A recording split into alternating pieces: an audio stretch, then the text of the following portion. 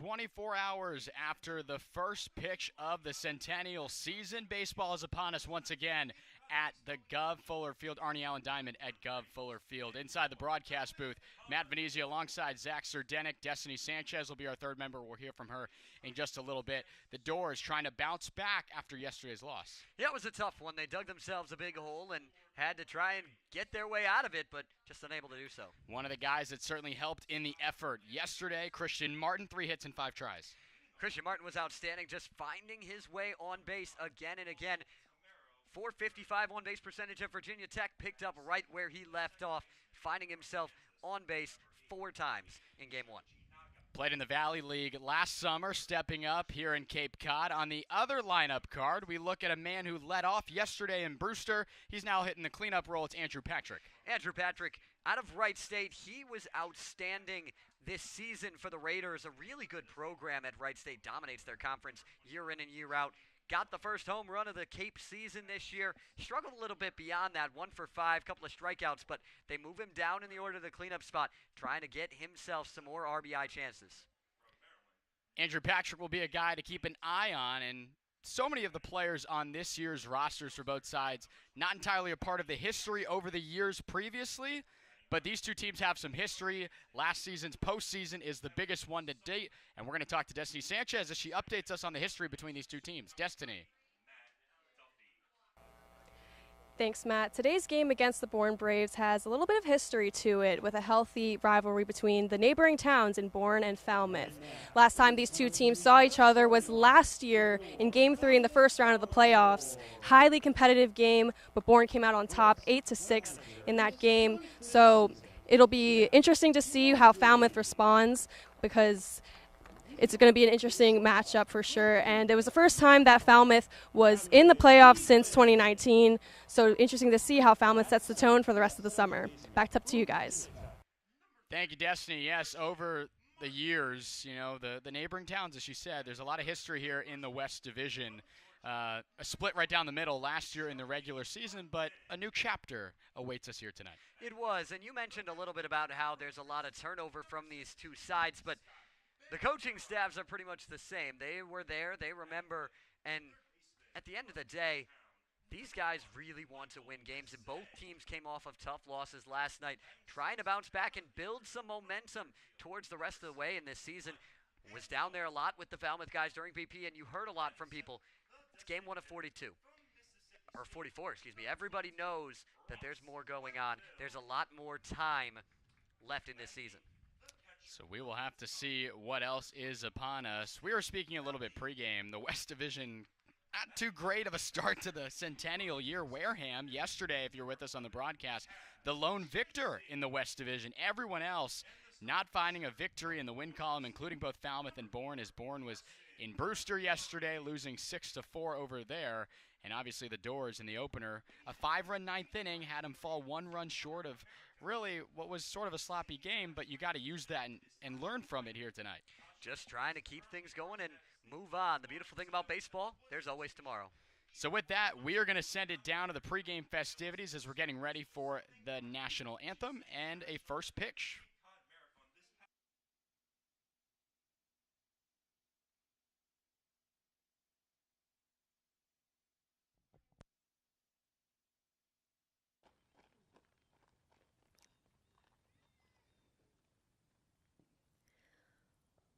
Oh, say, can you see by the dawn's early light what so proudly we hailed at the twilight's last gleaming, whose broad stripes and bright stars through the perilous fight o'er the ramparts we watched were so gallantly streaming,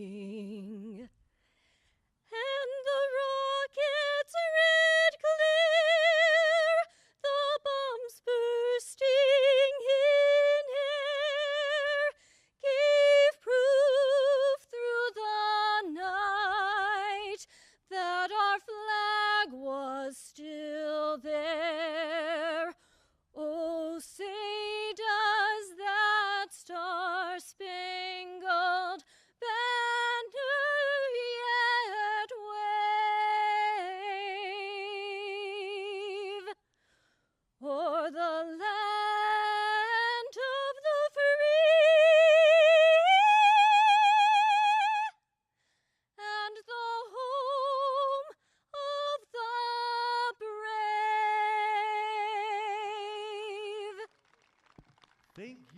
Sasha.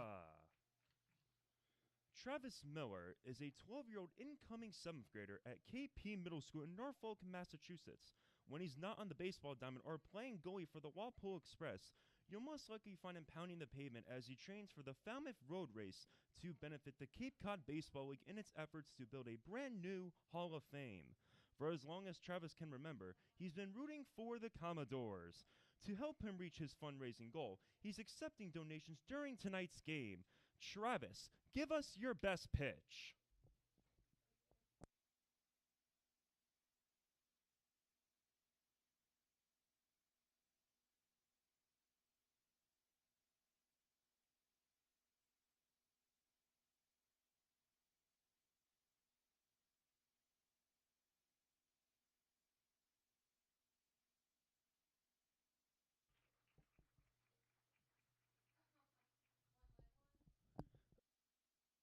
Get ready to witness the words we all love to hear. Travis, take it away.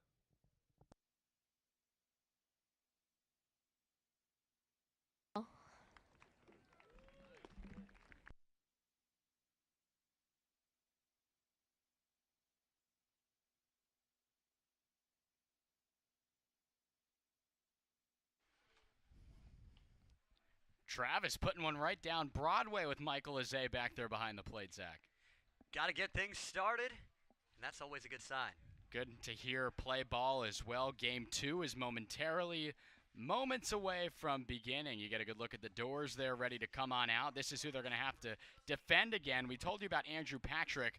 A lot of different faces in this lineup than the championship team that Bourne fielded last season. It is, but I like the top of this lineup especially. Paul Tamero and Cody Shojanaga really can do some damage. A couple of guys that have played in higher level baseball at the collegiate level this year, with Shojanaga in the Big 12 at Kansas and Tamero at UConn, a UConn team that did pretty well and had a good weekend in the Gainesville Regional last weekend before falling to the Gators and getting knocked out. So those guys are really going to try and set the tone for those thumpers in the middle of the order in Michelle, Patrick, and Lloyd. Yeah, they got a lot of firepower, and we'll have to see how the Commodores greet that, and we'll tell you momentarily who will be on the mound for the Doors as we get a good chance here to see Falmouth get ready to run on out onto the field. The home team defending first, obviously. There's a good look at the guys and the picture tonight from Florida State, Carson Montgomery, and there are his numbers. Carson Montgomery is really good at using his stuff and trusting his stuff. And that's what he did, especially last summer here with Falmouth. Went one start before going to Team USA, and he was pretty good. 4 innings pitched, no runs, 3 hits, 4 strikeouts, 1 walk.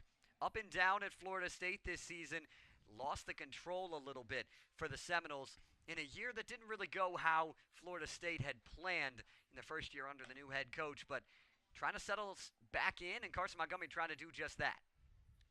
Obviously a couple years removed since graduating in 2020 at the high school level, but was the #1 ranked right-handed pitcher in Florida's high school system, so he is certainly very capable and has a high profile according to Perfect Game. He does, and he uses a 5-pitch mix. 4-seam fastball, sinker, cutter, circle change, and a slider. You'll see him use all 5 of those pitches and try and keep hitters off balance. So a loaded lineup getting ready to take him on here. We will tell you about the defense in just a second, but there is a new backstop tonight. You just saw a good look at him there. Austin Kelly's back there. There's Christian Martin. He's still at second base. We'll have the rest of the order momentarily. And there it is right now. The Doors looking relatively similar, though. There is a new left fielder. Handel's going to move on over from where he was in right. Bandura was the designated hitter. He's now in right. The only guy taking a swap out is Harrison Povey. He is on the bench tonight. And Kelly, the backstop. Excited to see what Austin Kelly can do as well. I really like the catchers on this Falmouth roster. Ross Eiffel's bat still in the order. He's DHing. And Austin Kelly really puts up some good numbers at Lipscomb this year. Well, he led in pretty much every offensive category, did Austin Kelly. We were talking a little bit about that pregame with him. I mean, he was second in slugging at .640, second in home runs with 21, and he'll also hit for average at .294. So he's got a very good left-handed bat, and I think that's what Jeff Trundy's trying to do, just see him get some swings. And with all that said and getting us ready, Carson Montgomery has us underway. 6 o'clock right on the dot, the opening pitch for a ball inside.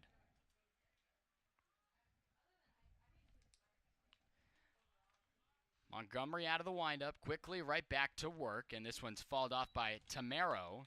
We just showed you he'll be playing shortstop at the top of the order for Bourne. He entered as a defensive replacement last night in the 5th inning.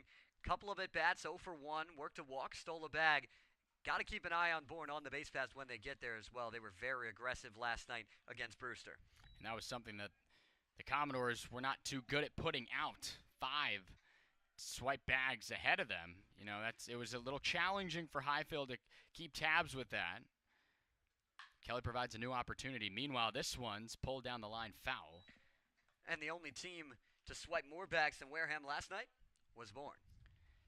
Not a good combo for the Doors defensively here early, especially with the load of errors we saw yesterday, but that comes with most of these guys not having played baseball in a couple of weeks, with their collegiate seasons coming to an end. And not having played here as well, getting used to the new field. Breaking ball low in the dirt. The count is now full.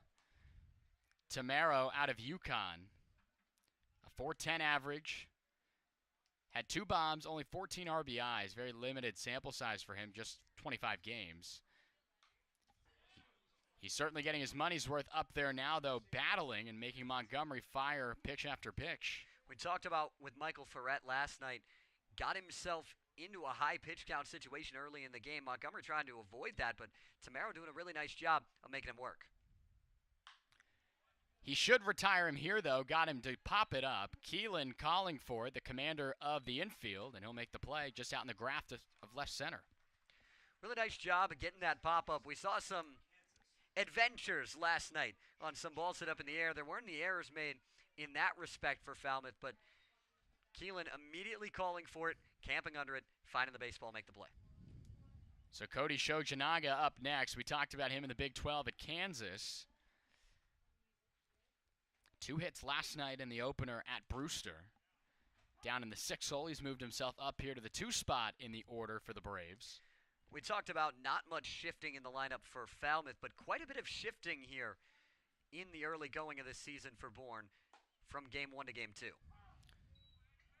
Nice looking movement on that one back over the middle of the plate. Quickly ahead 0-2 is Montgomery.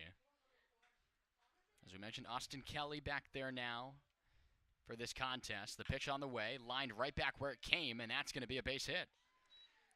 Really good piece of hitting there.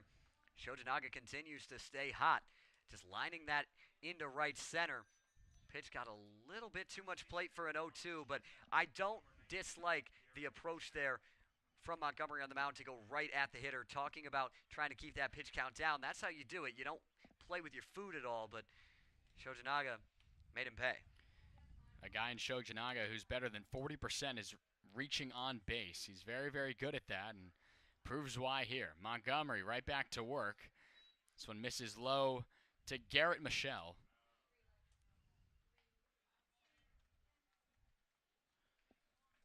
Out of Virginia Tech, teammates with Christian Martin. There's a lot of Hokies in this lineup for Bourne here today.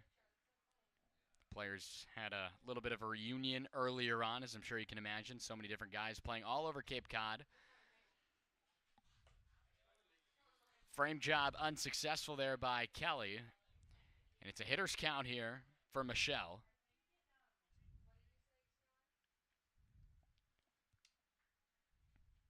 Was a big bat in the ACC for the Hokies. 11 home runs, 45 RBIs. Trying to find it here, and that one had some two-seam zip to it in there for a strike.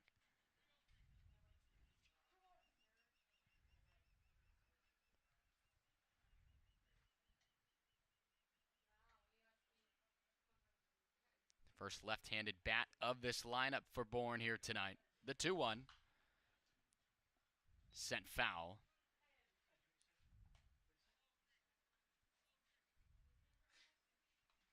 Michelle faced Montgomery this season back in April at Virginia Tech in ACC play. Got the best of him, doubled out to right center in a very close game. It was a 4-3 Florida State win. Hoping to do the same thing against Montgomery here. Swing and a miss down in the dirt. The first punch out of the day for Montgomery, battling all the way back. And this time Montgomery wins the battle. Was unable to retire Michelle in either plate appearance back in April, but gets it done here in June. The first strikeout of the night for a Falmouth staff that was certainly doing that a lot yesterday. A lot of swings and misses.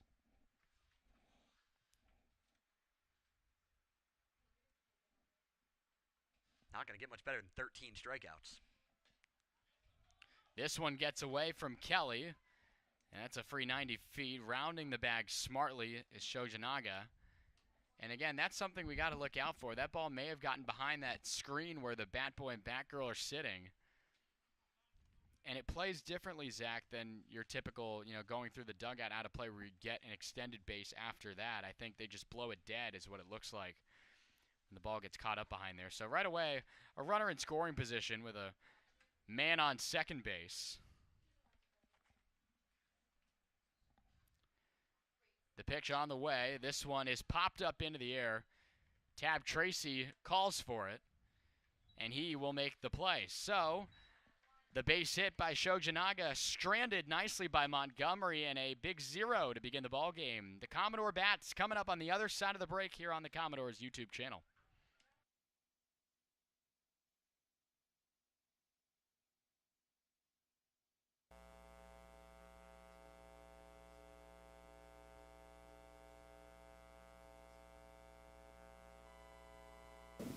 Hi, I'm Maya DiGiamarino. I'm from Bethesda, Maryland. I am here as a game day operations intern for the Falmouth Commodores, and I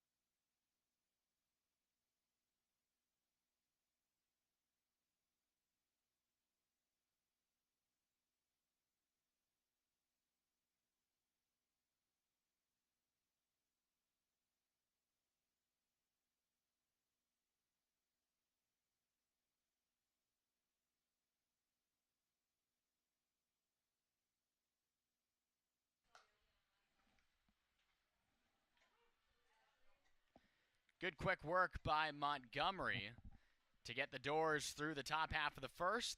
But now the lineup will go against a man from Canisius. It's Matt Duffy. Matt Duffy, the MAAC Player of the Year this year for Canisius. He was outstanding at the top of that Griffins rotation. Can really get it done. 3-pitch mix, fastball, slider, changeup. Keeps it simple, but he's been effective. As you mentioned, Pitcher of the Year in the conference. First in opponent average at 213, and he struck out the most men at 119. Very capable of retiring guys himself. And from the full windup, it'll be Gavin Keelan to greet him first. First pitch swinging right back up the box, and it hangs up. And in time, Patrick will make the play out in center, one away. And again, you see Gavin Keelan swinging early in the at-bats. He did that 3 times yesterday, and once again, right away, finding a pitch he likes and hitting it hard. He was swinging the bat very, very well. Here's how the Doors are going against Duffy today. You just saw Gavin Keelan. Christian Martin, 3 hits yesterday. He's back in the 2 spot for the Doors tonight. And looking down further in that lineup, Ross Highfill again, keeping the bat in the lineup. He's not behind the plate defensively, but he's going to keep that bat at the plate on the offensive side. In our Opening the Door episode today, we were talking about how the bottom 8-9 hitters specifically were setting the table for 1, 2, 3, and that consisted of Harrison Povey and Tab Tracy. Now Austin Kelly slotted in that 8 spot, so we'll have to see how the bottom of the order tries to replicate what happened yesterday. The 1-1 up and in to the Commodores' second baseman out of Virginia Tech. And it's a bit of a different look than normal, what you're used to seeing in these lineups. You're used to seeing the top of the order try to get on for the middle of the order, but instead it was the bottom setting the table for the top. Spoiling this one foul by the visiting fan section over by the trees here. A lot of lawn chairs being brought up here. Pretty good crowd tonight as we begin. Obviously more yesterday for opening day in the Centennial season, but for a Sunday night of baseball, a good number here at Gov Fuller Field. Keelan staying alive on the 2-2, and he'll do it again. And it's a beautiful night for baseball as well. Last night we had some rain earlier. We were able to get through the game. It might have been a little soft out there. I was talking to a couple of the guys. They were mentioning that the infield was tough last night, but today it has been gorgeous, not a cloud in the sky. Breaking ball, foul by Martin. He was ready for it. Working a pretty good at-bat here with one away in the home half of the first inning. We want to thank everyone for tuning in. Matt Venezia, Zach Sardenik, and Destiny Sanchez, among many others, working to get you this one on the Commodores YouTube channel. The 2-2. Breaking ball, trying to get back to the backdoor side. Not doing it, though, and it's a full count.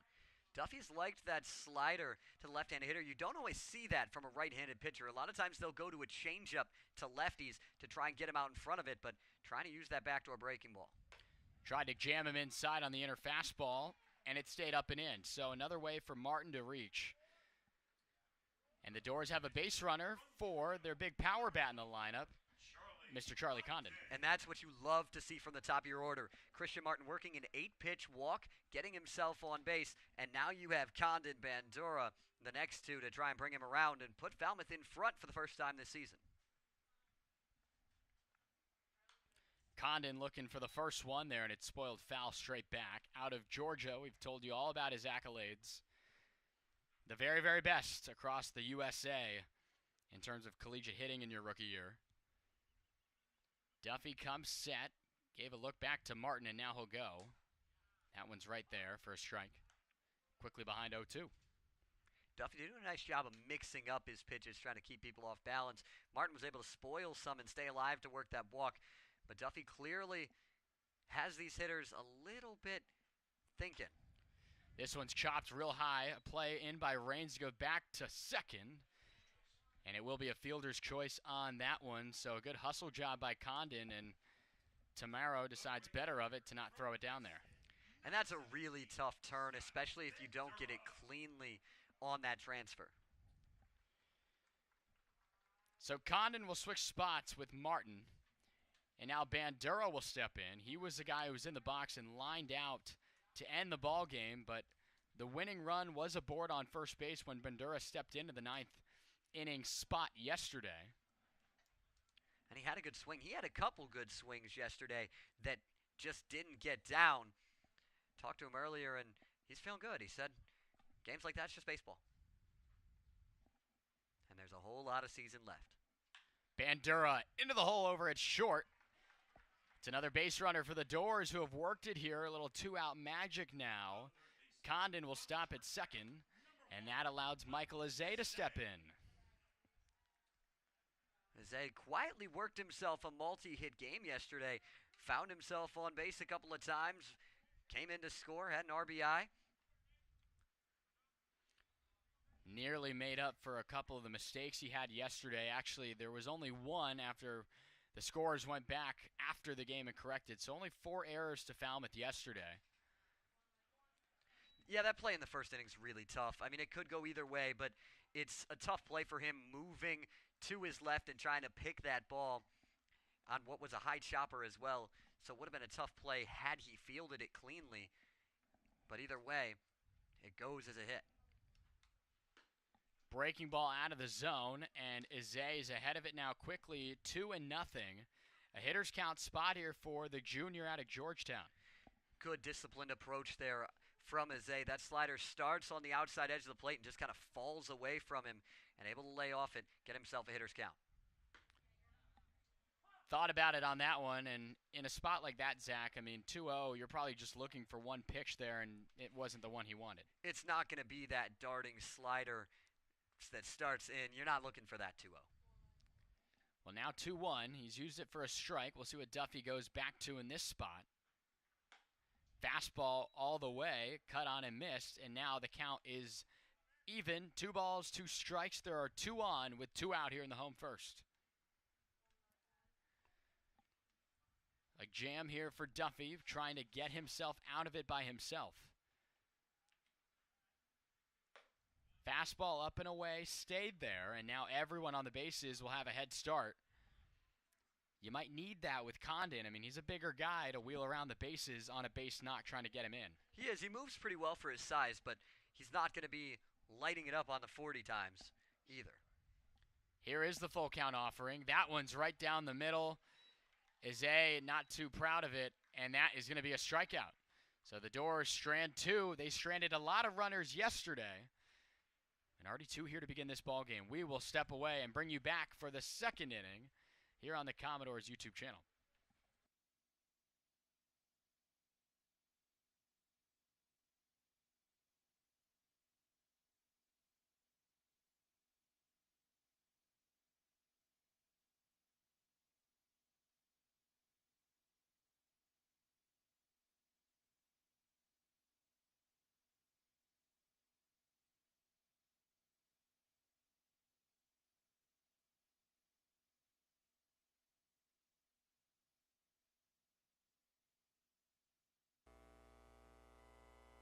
Hey Commodores fans, my name is Brendan Capozzi. I am from Westchester County, New York. I'm a recent graduate of Sacred Heart University in Fairfield, Connecticut, and I'm beyond excited to be your public address announcer for the 100th season of Falmouth Commodores baseball. And a fun fact that you should know about me is that I'm a twin. I'm Piper Mealy. I'm from Minden, Louisiana. I go to University of Arkansas, and I'm a game day intern, and I'm most excited to visit Martha's Vineyard this summer.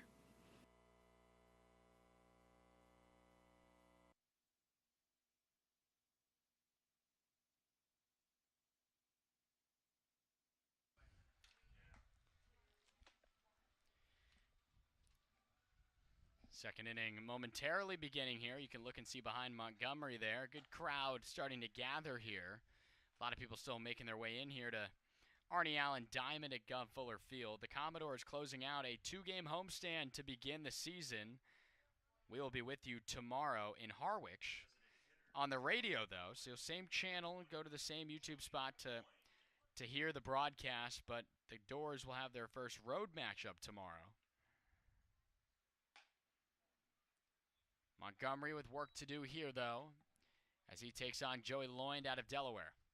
I liked what I saw from Montgomery in that first inning, trying to keep himself in at bats and really attack hitters.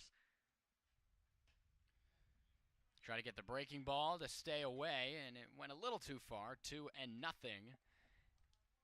Here to the first baseman of the Braves tonight. Fastball up and in, cut on and miss. Nice live movement there on that heater.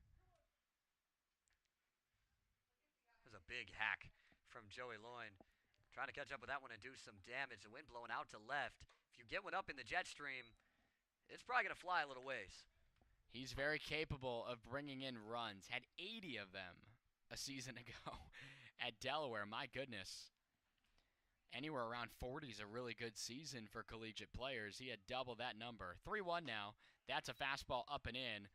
And a leadoff base runner is aboard. The first walk of the evening issued here to Montgomery. And that's what we talked about with Montgomery a little bit, is he struggled with making sure that he attacked the zone, as he had his walk numbers a little too high this season at Florida State for his liking, trying to dial that back in this summer. Well, nearly a walk per inning. Had 37 of them in the ACC up in Tallahassee.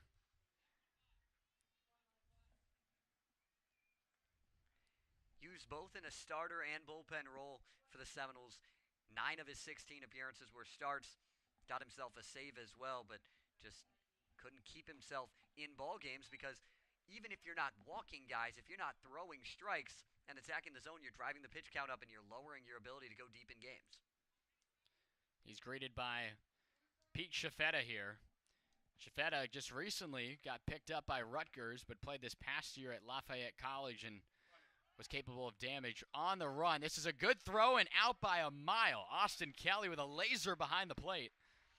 And the first out of the inning is a man caught on his way to second. And that'll help. You don't usually see the designated hitter trying to take off, especially he didn't have a huge lead either.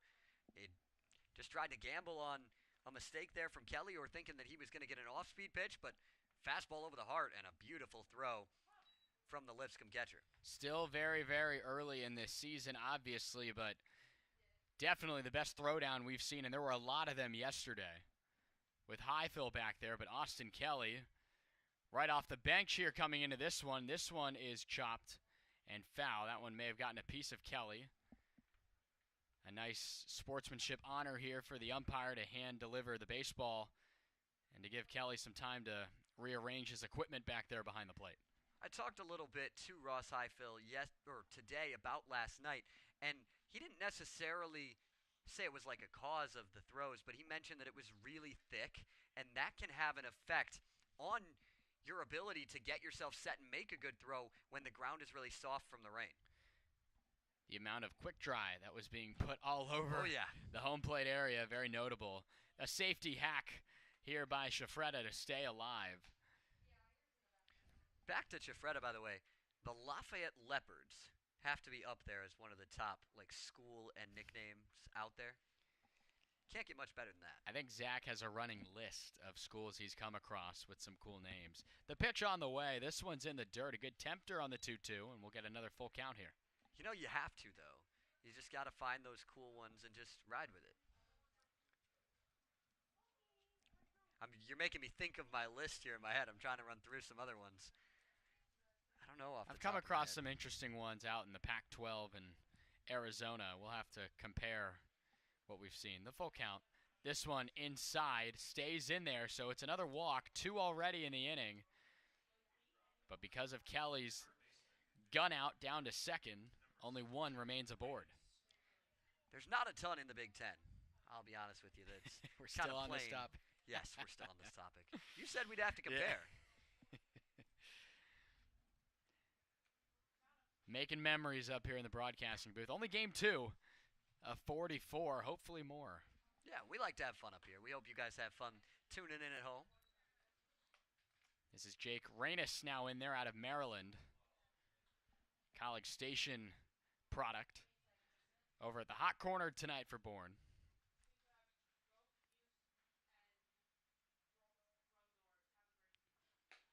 Looking for the fastball in the outer half. Got it there. 0-2.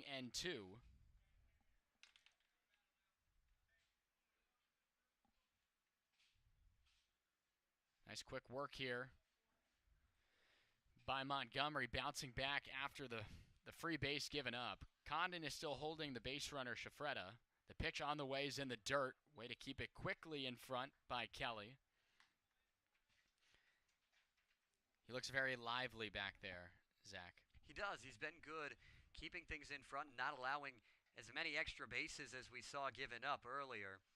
For Rainis, headed to Maryland. He's a Baltimore product, so makes sense going back home. He was at Maine this past year for the Black Bears. One of the better teams in the America East. First team all-conference for Rainis. 317 average, 16 bombs. He can hit it. Also can fly. 38 stolen bases this season for Mr. Rainis.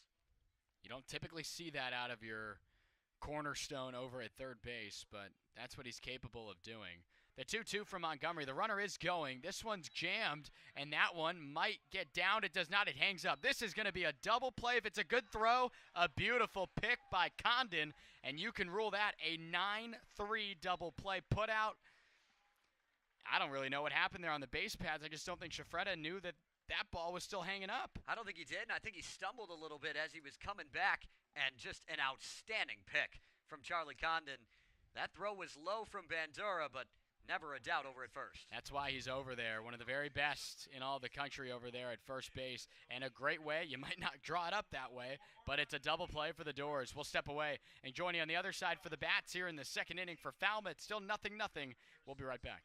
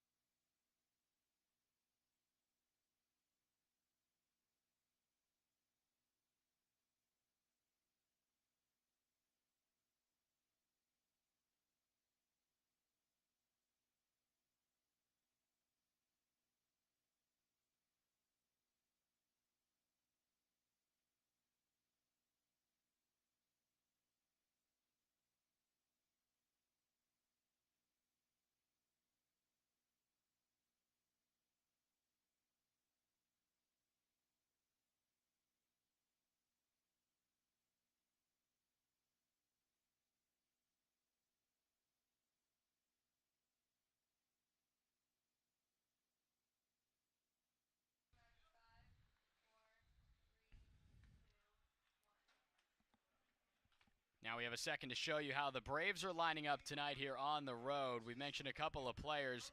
Patrick, the commander, straight away in center, and all the way around the diamond it reads Reynes, Tamaro, Shajinga, and Loind. Really got a good solid defensive infield here for Bourne. Falmouth didn't put too many balls on the ground yesterday, but if they get them on the ground here, more often than not, they're going to be outs. So now Mike Handel steps in for the Commodores to lead off the inning. Was able to find his way aboard with a walk.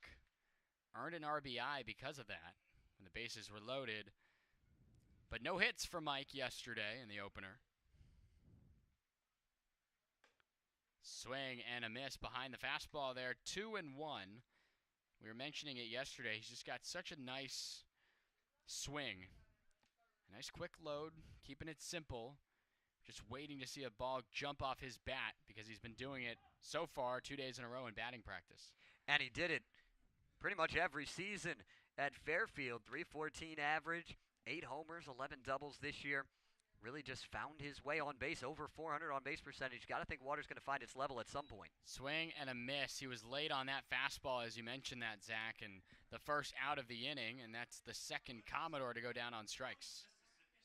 Sometimes it just takes one, and got a feeling that when Handel gets his first, the floodgates might open.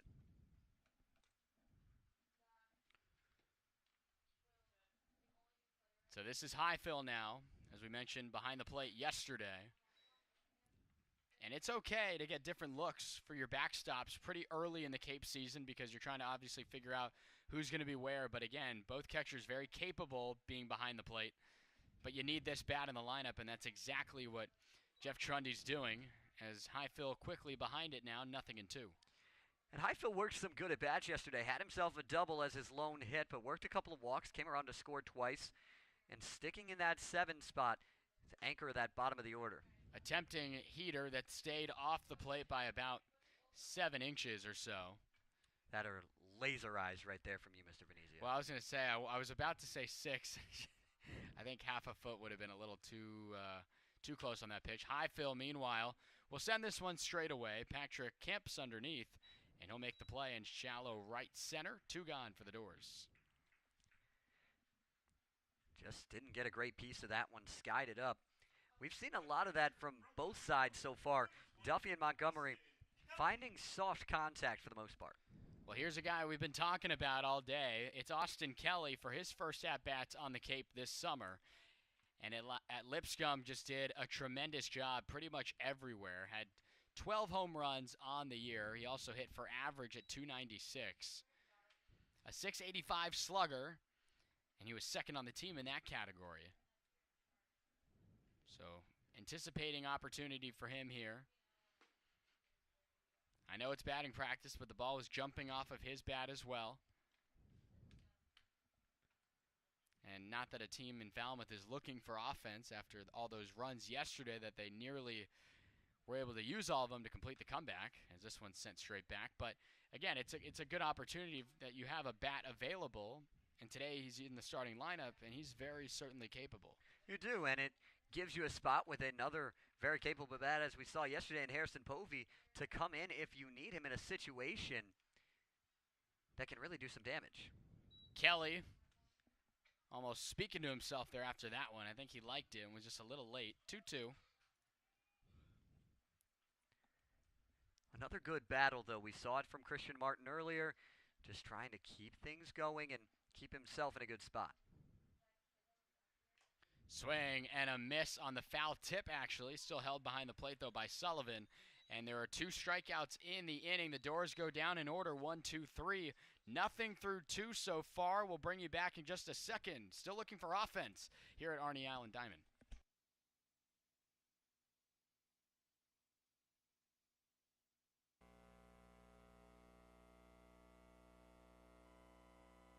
Hi guys, my name is Matt Venezia. I'm a rising senior at Arizona State University, and I am from Palm City, Florida. I'm one of 2 play-by-play broadcasters here with the Falmouth Commodores. And a fun fact about me, I have hit a hole-in-one in my young golf career, and I'm looking forward to playing as much golf as I can on the Cape while I'm here in Falmouth this summer.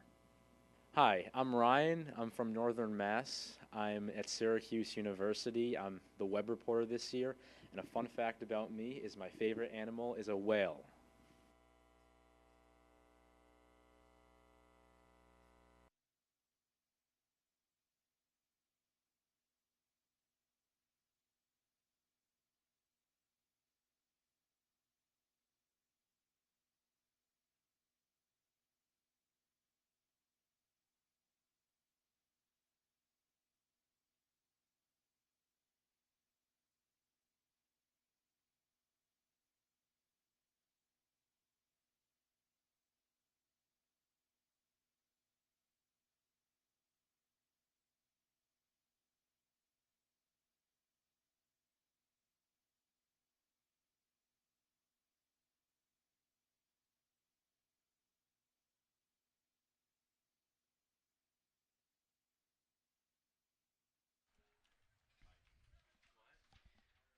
So far, so good for Carson Montgomery through 2 innings. He's had a couple of walks, but his defense has certainly helped him out there. It helped having that 9-3 double play, but there is an arm in the bullpen, Zach. There is Shane Telfer getting up and going, a lefty out of Pepperdine. He was their Friday night starter, so piggybacking another really good arm off of Carson Montgomery. But going back to that last inning, that might be the first time I've ever seen a 1-2-3 inning with 2 walks. Well, it's It doesn't happen often. No, it doesn't. We're getting accustomed to some interesting things so far here on the Cape, with some funny games that see so many errors that we did yesterday, and a team almost makes the comeback and putouts like that. It's been fun so far.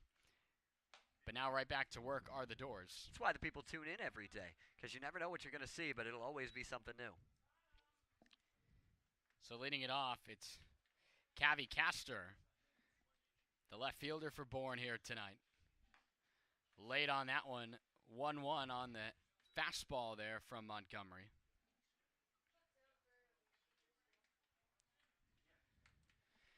Out of Salisbury, as you just saw there on the graphic, the 1-1 off the end of the bat, straight back to us here. The Seagulls, Salisbury. It's an interesting name, too. I think It I like is. that one, right? It is. The alliteration with the cool mascots is definitely elite. This one's sent in foul territory. Aze's giving chase, and it's going to land about a couple feet in front of him and become a souvenir out there. Not a bad spot to watch a ball game over there. It is not at all. You get a really good view, and got to keep your head on a swivel, though, because not only could the ball come over there, a player could come over there. If that ball hangs up a little more, Michael Aze might have had some company trying to chase that ball down. He may have been sitting down in one of those chairs, too, with all the commotion and congestion over there. Now ahead of it, 1-2 for Montgomery. Breaking ball, nearly came back and got the outer half. Not a bad frame attempt there from Kelly. Just had to move a little too much to get that call. The Arms are doing what they did yesterday. Very impressive outing despite all those unearned runs. A fastball here on the inside. Nearly got the call there. And different umpiring crew, but that pitch was called a strike last night with the crew that we had. It takes a few innings to get yourself adjusted to it. Now a full count for Montgomery. Gave him the hot stuff, and this is going to be a line drive right at Berendura, who has it fall out of his glove. He looked back to see if it was still in there and looked rather surprised that it was not. And that one will fall. We'll have to see what they rule that one. It looks like it'll be a base hit. Just kind of sunk.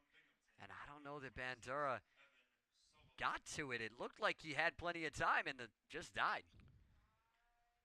I don't know if the sun is of anything to look. I mean, they do have the shades on out there, it looks like.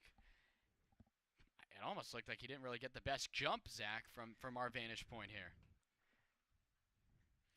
Nonetheless, Evan Sullivan now, the caboose in the order, will now have a chance. And it looked like he'd be coming up with one out. Now he's got a base runner to work with, which forces Montgomery to work out of the stretch.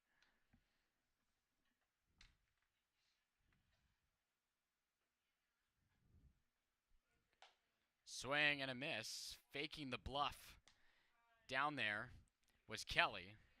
And Castor's really just trying to get inside the head of Montgomery, and hasn't really succeeded to this point, but trying to see as much as he can do to get Montgomery thinking about anything else but the hitter. Now he looks over with Condon keeping tabs over there at first. So Castor able to find a way aboard with that unconventional base hit. And now, as a response, he's causing some havoc on the bases here. Austin Kelly has been tested today, and he continues to keep the baseball in front of him. A great block behind the plate. Really nice work that back there from Kelly. The other thing for Castor is I don't know that Castor really wants to test the arm of Austin Kelly again, but if he does, those bluffs that he's doing gives him a chance to get his timing down. If he does go, that way he can get a better jump. Now a look, and this one is airmailed back towards the bullpen by Montgomery. That one never had a chance. We know that Condon stands very tall over there, but that was double his height on the throw. That one never had a chance. No, it did not, and Montgomery immediately tapping the chest, saying, my bad, but just trying to get himself settled back in. Castor was leaning back towards the bag there. Wouldn't have gotten him with a good throw. 390 feet, again, something we talked about quite a bit yesterday. So that is ruled an error on Montgomery.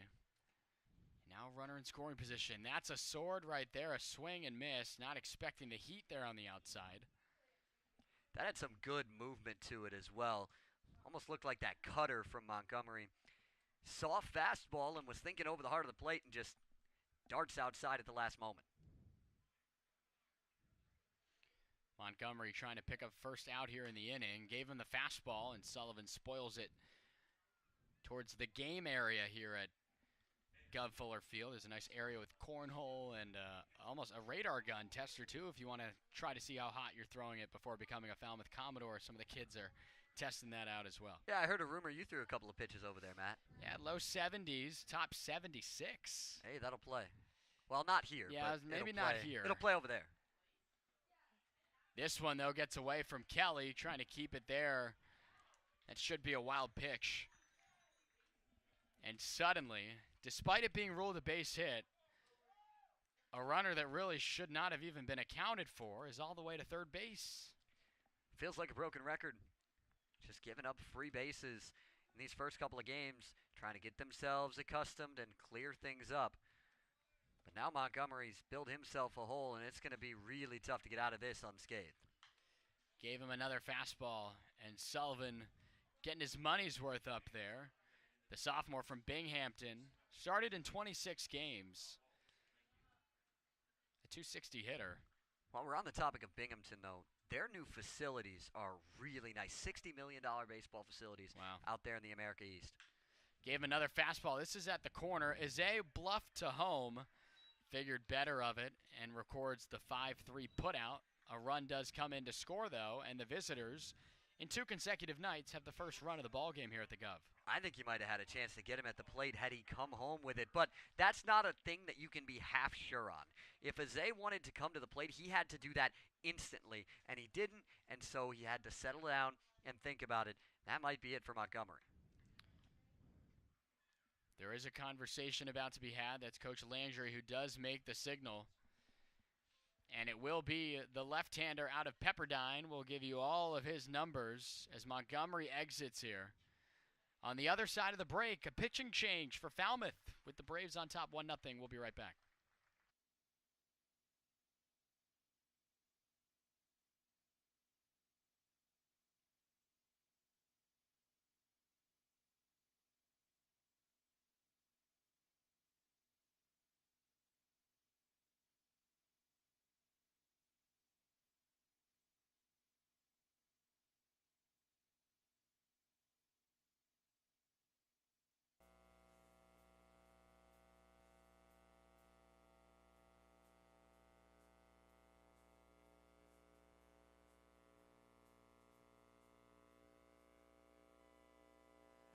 Hey everyone, my name is Jack. I'm a rising senior at Michigan State University, and I'm from Okemos, Michigan, which is right here. And I'm studying sports journalism. And this summer, I will be a photographer for the Commodores. Something I'm excited to do, I'm on the Cape here, is see some seals. I didn't even know they were real, to be honest.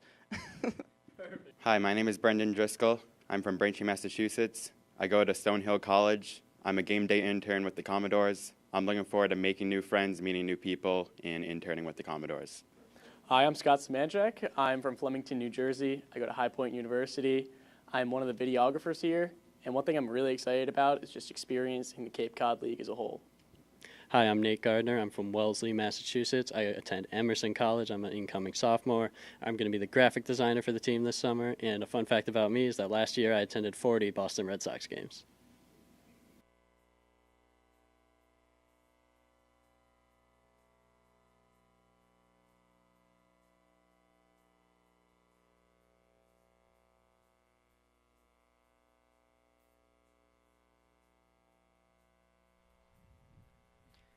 The Pepperdine Waves Friday night guy is going to pitch on Sunday night for the Commodores here tonight. The first time going to the bullpen for the Doors, it's Shane Telfer.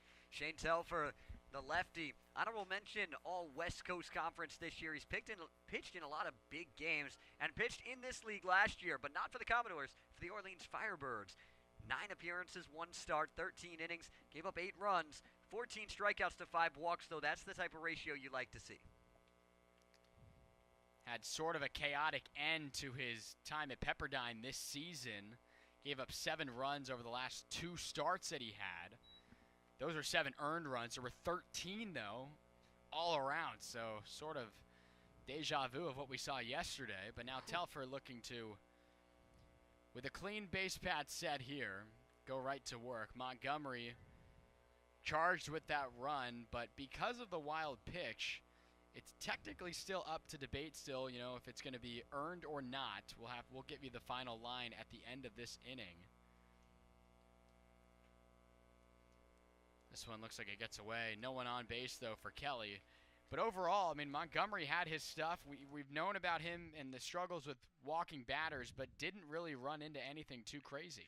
Yeah, had the back-to-back walks, but was able to get out of it thanks to the double play and the caught stealing. And overall, pretty solid. Condon, you could probably hear him on the broadcast calling for that one, and there's 2 away. That's good. That's what you want your guys doing. Calling for the ball. Make sure everybody in the ballpark can hear you.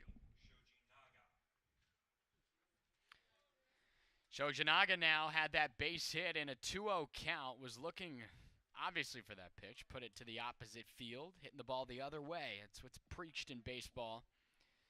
It's when you're locked in. He does it right here on cue.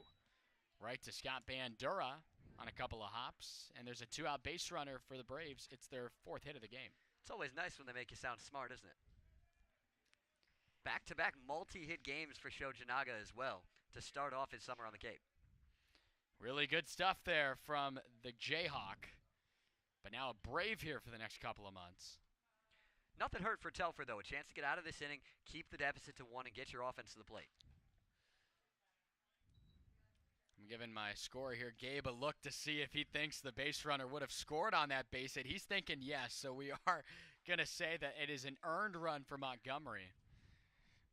It was a conversation we were having off air just a second ago about scoring in the Cape Cod League. Beautiful hook there by Telfer in there for a strike. 0-2 with 2 away. We've been getting a master class on scoring the last couple of days from Gabe. He's been outstanding, giving us all these little intricacies. And both of us have been around the game of baseball for a long time, and finding out these things that we didn't know are really, really cool. Another hook. This one goes foul. Yeah, Gabe's been here back-to-back nights. Says he was going to join us in Harwich tomorrow, but a schedule change has him somewhere else. At least that's what he says. It's a schedule change. We were a little bummed to hear that. Yeah, we told him earlier that we knew he was just sick of us already. So, right, you know. right. 42 more games after Oh, this yeah. one. Yep. 0-2 from Telfer. Right down Broadway, and it's fouled off straight back. Boy, with this angle, I bet we're pretty thankful for this net in front of us. Great view, but the ball comes right back at us quite a bit. I left my mitt at home. No defense up here except the bare hands. Telfer working for the punch out here. He's fired a couple darts. Here's another one, and he got him on a changeup. Beautiful pitch from Telfer coming in and only surrendering that 2-out knock. The Doors, though, give up a run, trailing early, 1-0. We'll be right back.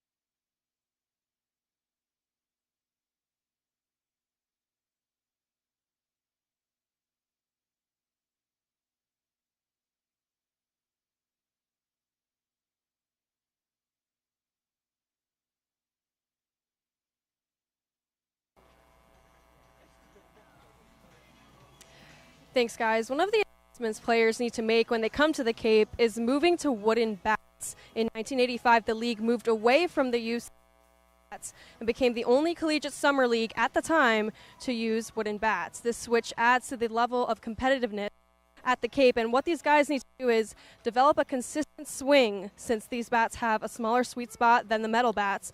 Focus on pitch recognition and develop the ability to identify different pitch types. These bats have less wiggle room for error, and just to stay mentally tough, transitioning to wooden bats can be mentally challenging when you spend a full season using the aluminum bats. Back to you guys.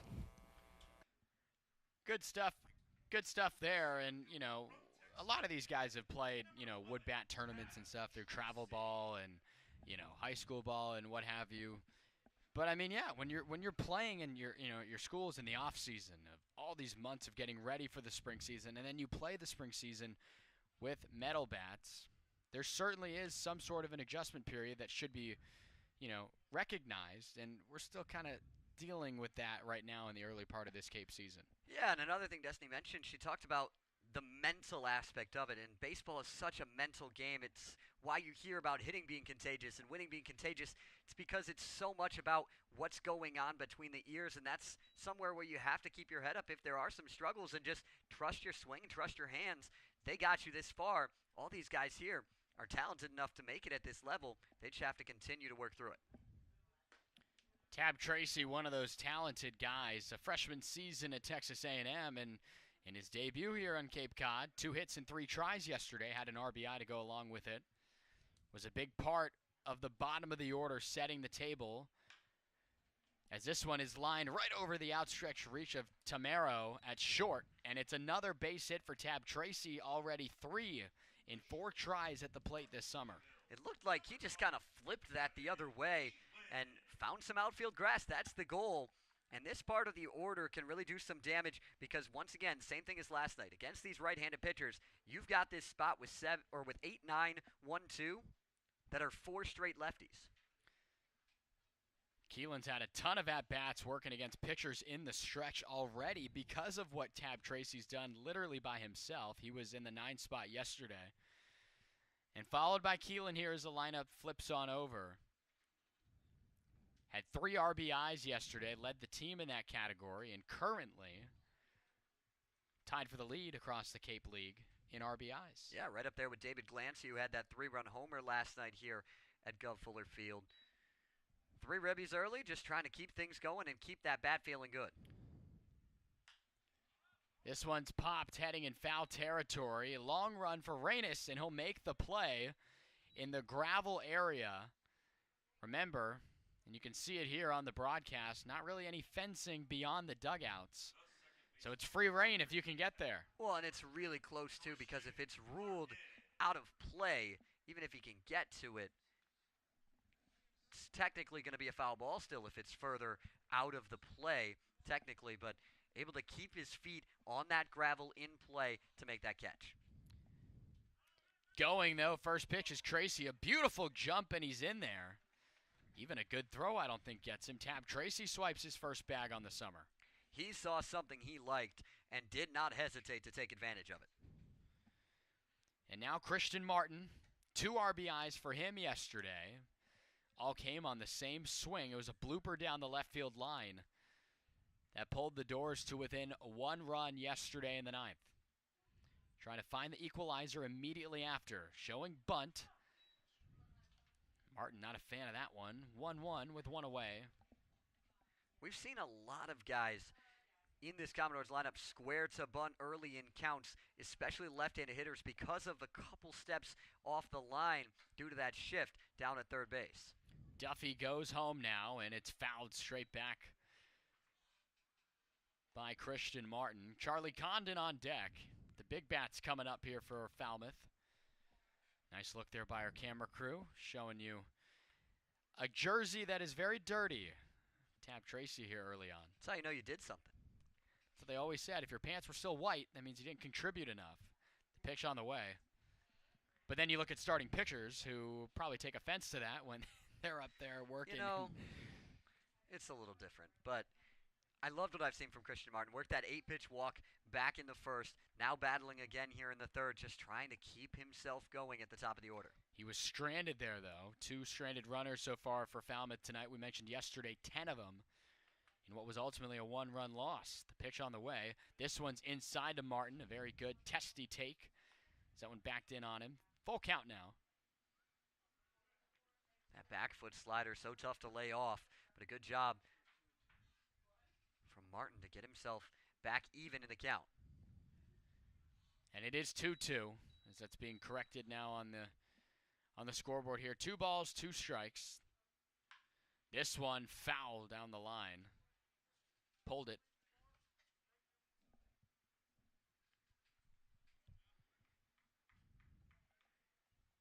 Just trying to find his way on base, continuing to battle again and again. We've said it already a bunch in this at-bat, but the more you can keep yourself alive, the more likely Duffy is to make a mistake. Duffy getting up there in the pitches as he's still out there starting this ball game. Closing in on 50 now. Breaking ball, putting it down the line near a near replica of yesterday's hit that brought in a couple of Commodores on the bases. And still, Condon awaits on deck.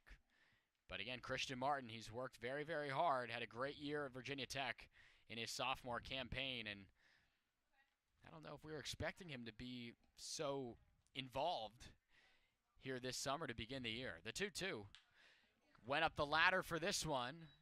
Coming on in is Chifreda out in center, right field. Tagging, though, is Tracy. The throw looks pretty good. And the ball's going to hit the ground. It may have beat him there. It would have been really, really close. But nonetheless, it is a sacrifice because of the hustle from Tab Tracy. 2 gone. And that's a really nice throw from Chifreda. If that ball doesn't get cut off by Tamero, he might have had Tab Tracy at third base if that throw just goes through. So now Charlie Condon has an RBI spot. And again, we look back to yesterday in his second at-bat. Was able to find a way with that 2-run double back in the third. He ended up scoring on it later. That was a part of a 4-run Commodore 4th inning. And it took him a really long time to get back on the board. The 9th inning is where all that chaos ensued. 0-1 to the first baseman of Falmouth here tonight. Breaking ball, dipping away, being very cautious is Duffy up there. He's done the scouting report. He knows who is in the box right now. And with first base open, there's no real need to try to give him too much, especially with 2 away. Swing and a miss. He was looking for the fastball. He got it there, but that one wasn't necessarily a strike. Was right by that edge, and Charlie Condon immediately turns and looks back at Chris Ingstrand and asks, was that a strike?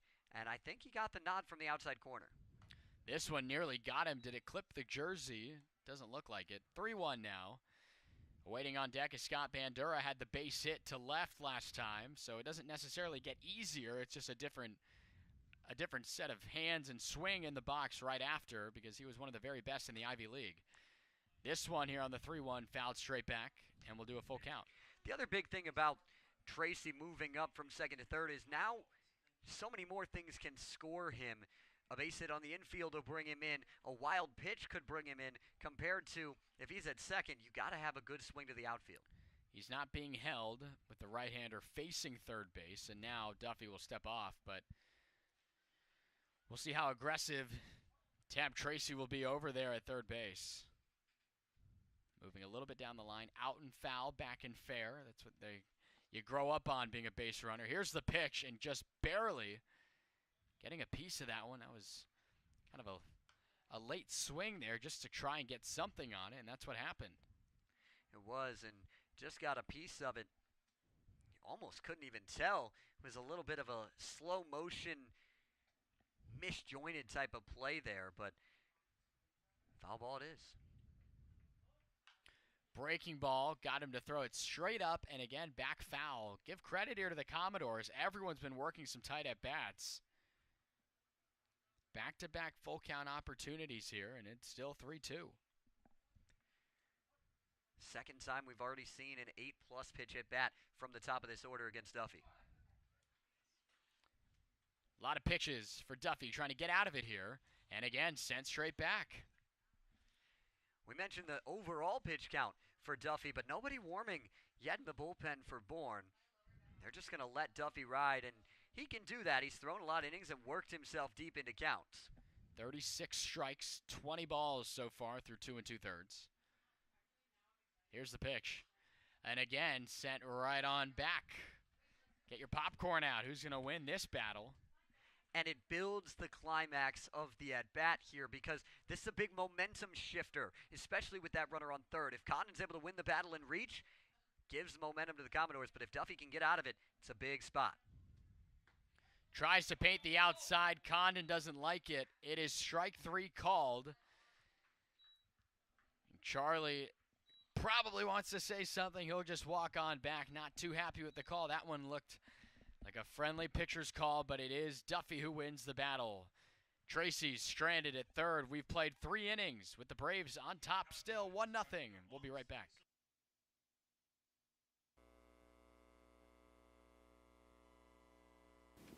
Hi, my name is Carson Depp. I am from Darien, Connecticut. I go to the University of Massachusetts Amherst. I'm a lead game day intern for the Falmouth Commodores, and a little fun fact is that the heart of a shrimp is located in its head.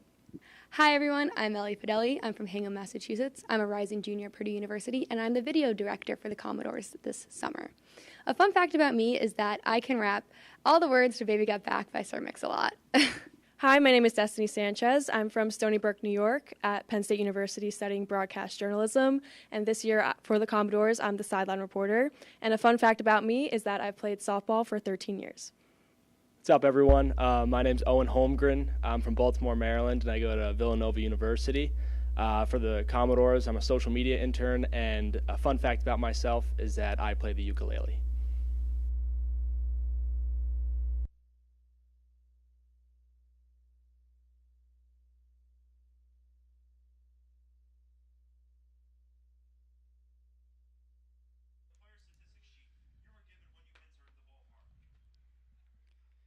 The 4th inning getting ready to take place. Shane Telfer out there once again for Falmouth.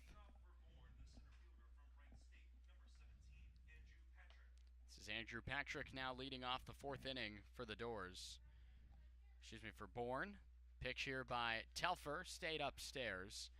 Now we know the line for Montgomery. He went 2 1/3, 2 hits, a run. It was earned.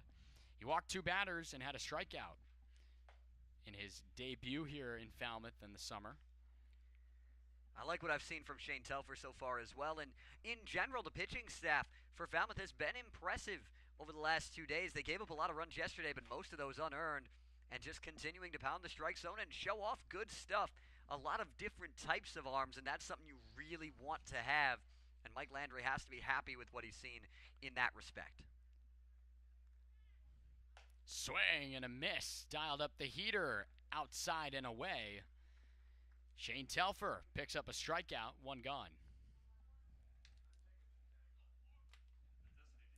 That's 2 punch-outs for Telfer, who gave up a base hit in the 3rd in relief and then found a way to get out of the inning. Other than that, he's looked very, very tough to hit up there. Fires another one right down the middle for a strike.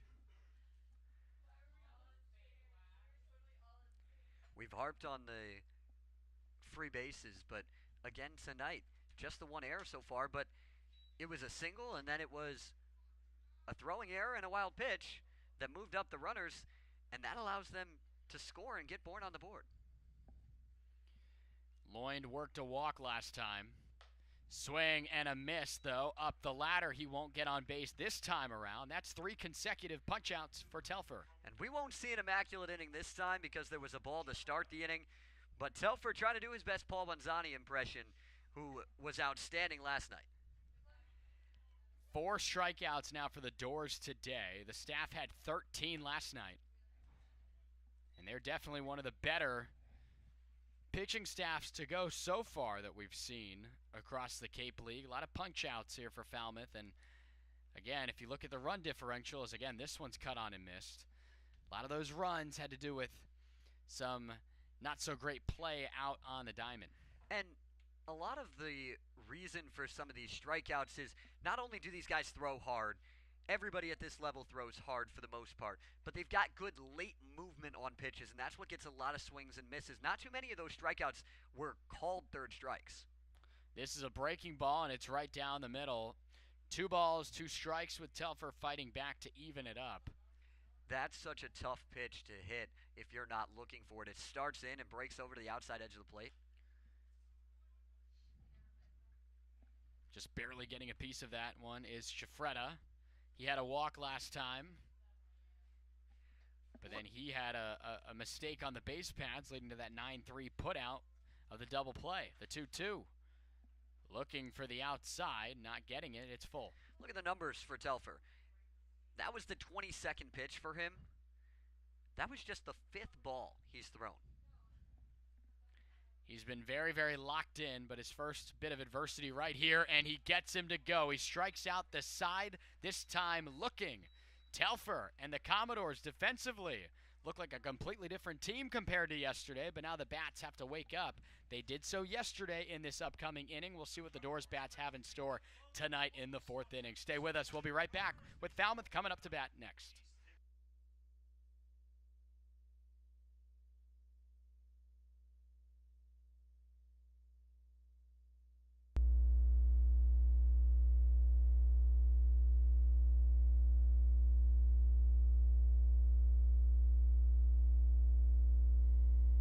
Are you looking for that perfect pregame meal? Supreme Pizza has you covered. Its extensive menu has everything from pies and calzones to salads and subs. And with its online ordering system, delicious food is just one click away.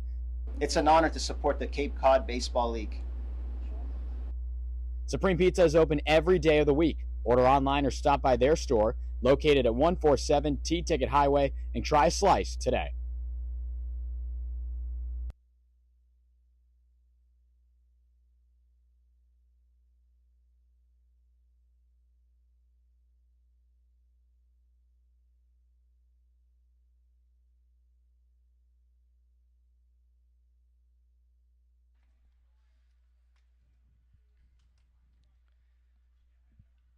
Four, 5, 6 for the Commodores due up in the 4th inning. The 4-run inning yesterday was in the 3rd. Apologies, not the 4th inning. But nonetheless, the Commodores still trying to wake up a little bit here. 2 hits so far to this point in the ball game. They do have an error. No runs yet.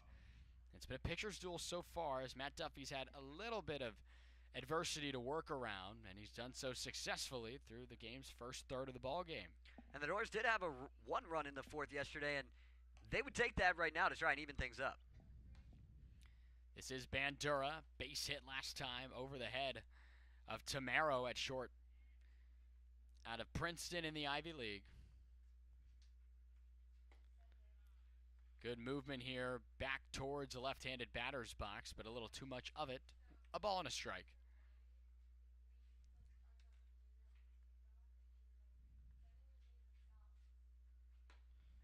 Trying to be the same exact pitch, and again, this one stays a little bit too far inside. And the zone has been consistent from Ingstrand behind the plate. He isn't giving much in, and he's given a little bit out, but consistency is all you can ask for. This is another front door fastball there, and it's going to stay there. Zach, you and I were mentioning the strike zone here, not very much favoring the inside, but the outside part of the zone, that's where the calls have been made, and understanding that, that's just Bandura cutting on it foul.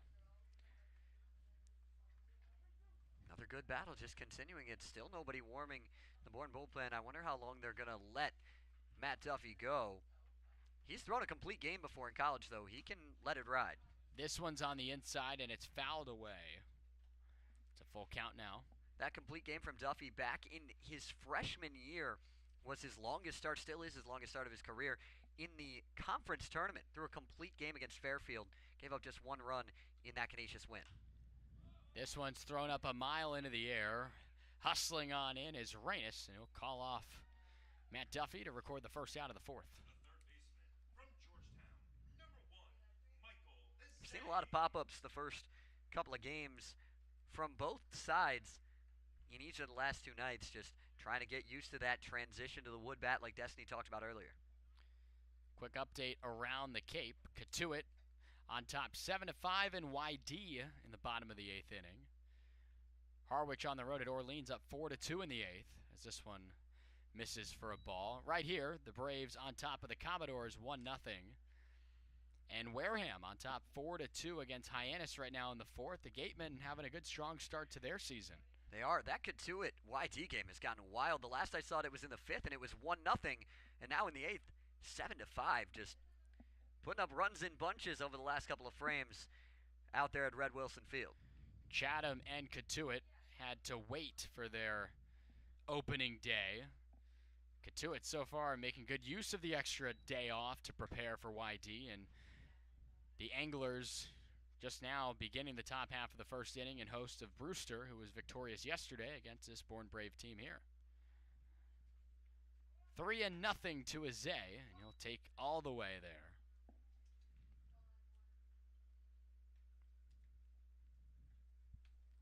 Michael Aze just trying to find a barrel and get himself going.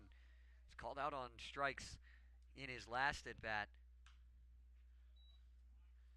Just not a lot of baseballs being squared up here so far from Falmouth in this game against Duffy. He's done a nice job mixing his pitches and mixing locations. They're not striking out a ton. I mean, Duffy has 4 punch-outs, so it's not none, but they're getting the bat on the ball. They're just not getting it cleanly. 2 hits to this point in the season for Aze. Trying to find one here. This one's going to miss away. And he was looking for the free pass last time on a questionable pitch, but this time he gets the benefit of it. And he works his way on base. That pitch isn't that far from the pitch that Condon took in the last inning, just a little bit further outside, and that shows you kind of where the edge of that zone is, where Condon's pitch that he took must have been right on that edge. That'll bring in the left fielder tonight, Mike Handel. Kind of waiting for him to get going a little bit here in the young season. When he gets one, it's going to go a long way, so make sure you keep an eye on that, but just got to keep going and keep trying to put the bat on the ball. Just think hit the ball hard. Don't try to do too much at the plate. A quick check over to first. The Commodores, 6 at-bats tonight with 6 or more pitches. They're working them. They're making Duffy work, and we've already talked about his pitch count as he's over 70 pitches to this point. This one's on the ground to handle. Will be tough to turn 2, and understanding that, Chojinaga will just go on to first for 1 out. Yeah, that's a tough play when you're coming to your glove side and towards first base at second base to try and make that throw and get Aze, especially a speedy runner in Aze. That's not an easy play, so rather than trying to do too much, he understands that now there's 2 outs. Trust your pitcher to get 1 more out. That allows Aze to move on to second. There are 2 away for Ross Highfill in the designated hitter's slot in the batting order for Falmouth tonight. And this is now the 3rd inning already that Falmouth has had a runner in scoring position. Can they bring somebody home? 12 stranded yesterday, already 3 today. Trying not to add to that total. Right on, partner. Together some 2-out hits. Yeah. Big chance here for Highfield to try and equalize this one. He sends this ball a long way out to deep left center field. Still going back is Kester. It is gone. Ross Highfield connects on one, and you were calling your shot, partner. The first long ball of the year for the Falmouth Commodores gives the Doors the lead here in the bottom of the 4th. I don't think Castor knew it was gone right away, but boy did Ross Highfill. A little Jazz Chisholm Euro step to top it off. That is why you keep his bat in the lineup when you want another look behind the plate. Highfill sent that one out a long way. And for the first time this season, the Doors have a lead. Really nice piece of hitting from Ross Highfill. We've talked about his ability to hit the long ball, and boy can he do it. So now the other backstop that the Doors have the luxury of using, both of them have a lot of pop. We just saw one guy do it. And I loved what I saw there on that first pitch from Kelly. You get a high fastball, and the tendency is to try and jump on something to keep that train moving, but he's able to lay off it, didn't let the eyes get too big, and gets himself now in a hitter's count where he can potentially do even more damage. 2-0 here to Kelly. He takes a fastball all the way.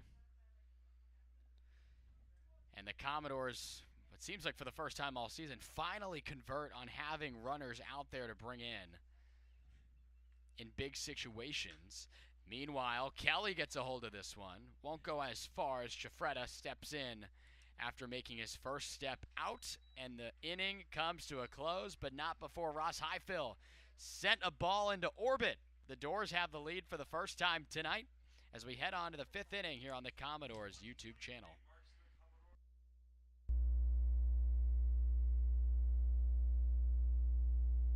One place to go for all your Commodores merchandise. Check out our full collection of hats, including the official game hats of the Commodores, along with shirts of all kinds. And for those colder nights, don't worry, we've got you covered with hoodies and jackets. We've even got bats, balls, pins, and more for all your collecting needs. Speaking of collecting, this year the Commodores are celebrating their 100th year with plenty of Centennial merchandise. The Commodores merch shop is the one place to get your 100th year gear. All the Centennial merchandise is while supplies last, so make sure to get it before it's gone. And hey, you never know who you'll find when you stop in, and there's always something to tip your hat to. Come say hi to us under the press box behind home plate before we close up shop in the 9th.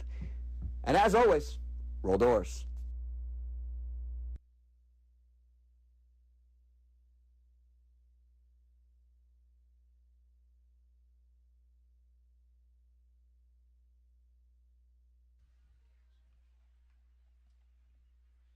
New life for the Falmouth Commodores as we get this 5th inning ready to be underway. Shane Telfer has done a tremendous job in relief to this point, beginning his now 3rd inning of work. He has completely lived up to the conversation I had earlier with Coach Landry about these guys. Talked about the efficiency and talked about attacking the zone and that mindset, and that is exactly what Shane Telfer has done.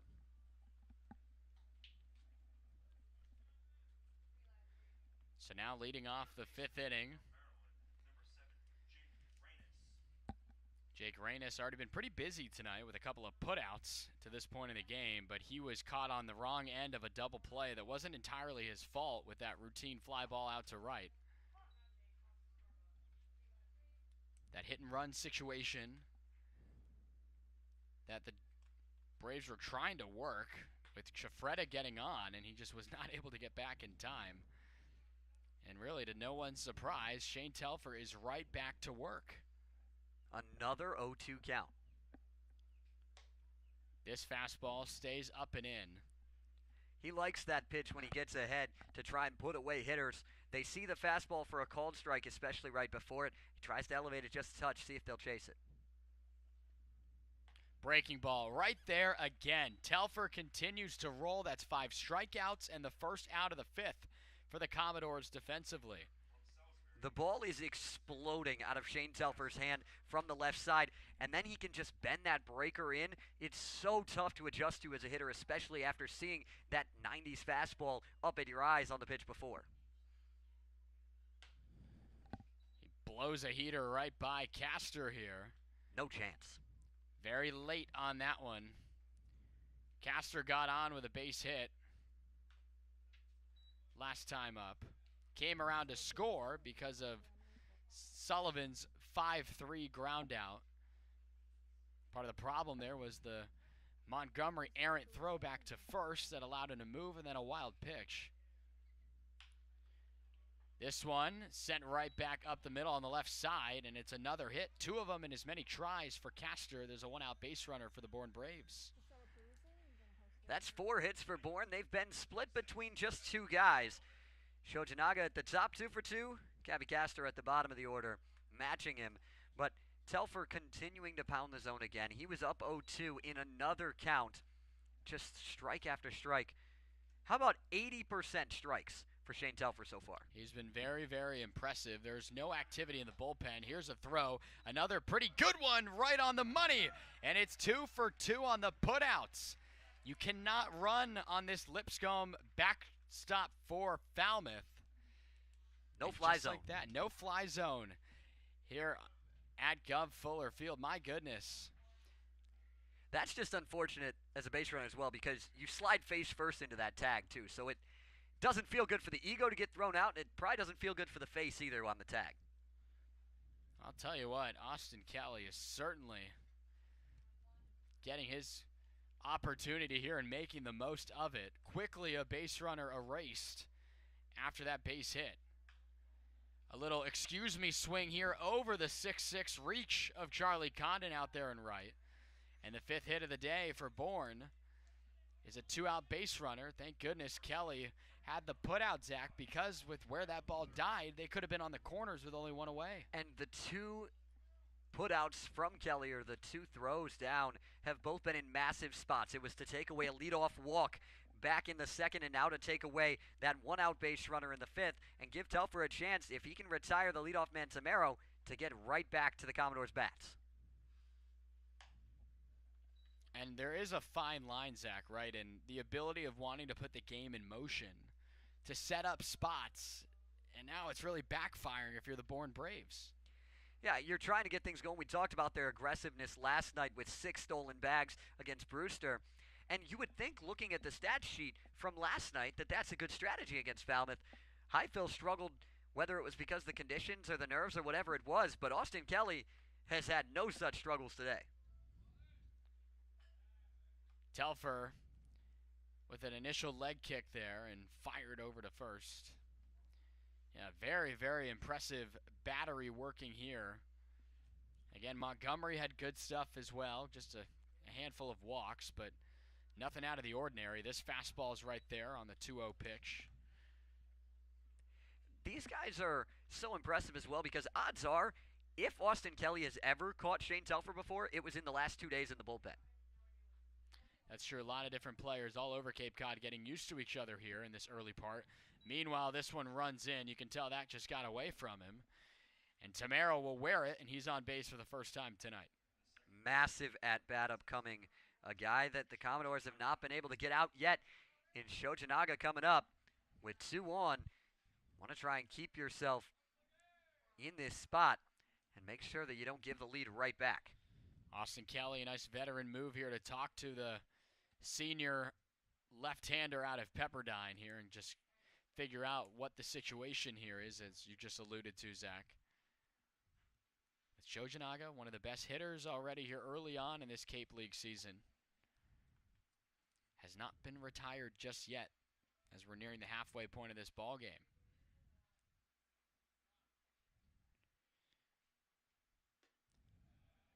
Drops a breaking ball, does not get the call. I don't mind that working backwards, though. Shojinaga has attacked the fastball, especially the fastball away. I think you might come inside here with a fastball, try and get it by him on the inner part of the plate rather than allowing him to poke one to right. Fastball on the outside, can't get the zone. Shouldn't really come as a surprise to see all these strikeouts from Telfer. He led the Waves in both innings pitched and strikeouts, 71 to be exact over there in the Malibu area on the West Coast. 2-0. Tried to jam him here, and Shojinaga knowing he was going to get a fastball there, and I think he's talking to himself a little bit. That was the pitch. 2-1. If you're just joining us, the Braves began this ball game in the bottom of the 3rd with an RBI ground out to 3rd. And then in the bottom of the 4th, just now, Ross Highfill with a 2-run shot to left center. And that's where we stand now. Fastball, little low here. 3-1. Surprising to see Telfer fall behind in this count here. He's starting to slip on the control a little bit. Got to get himself settled back in. Really don't want to load up the bases for a guy in Garrett Michelle standing on deck. That's a called strike on the inside. Zach, I think that one was a strike for sure, but we talked about hitters getting the benefit of the call on the inside. Not right there for Shojanaga. I liked what I saw from Shojanaga, though, because I was about to get ready to say he better swing here because he's not getting the benefit of the doubt after taking a few steps, but he immediately apologizes to the home plate umpire before getting back in. Here's the pitch. It's low as the runners were going, and it's a walk from Telfer. The first one that he's surrendered. And the bases are now loaded with 2 away. Another one of these momentum points that we talked about earlier with Condon's at bat. Got to find a way to get Michelle out here. Should think the advantage would go to Telfer in the lefty-lefty matchup, though, if he can dial back in and find the zone. Breaking ball, back-to-back at-bats with the hook being the first pitch of the AB.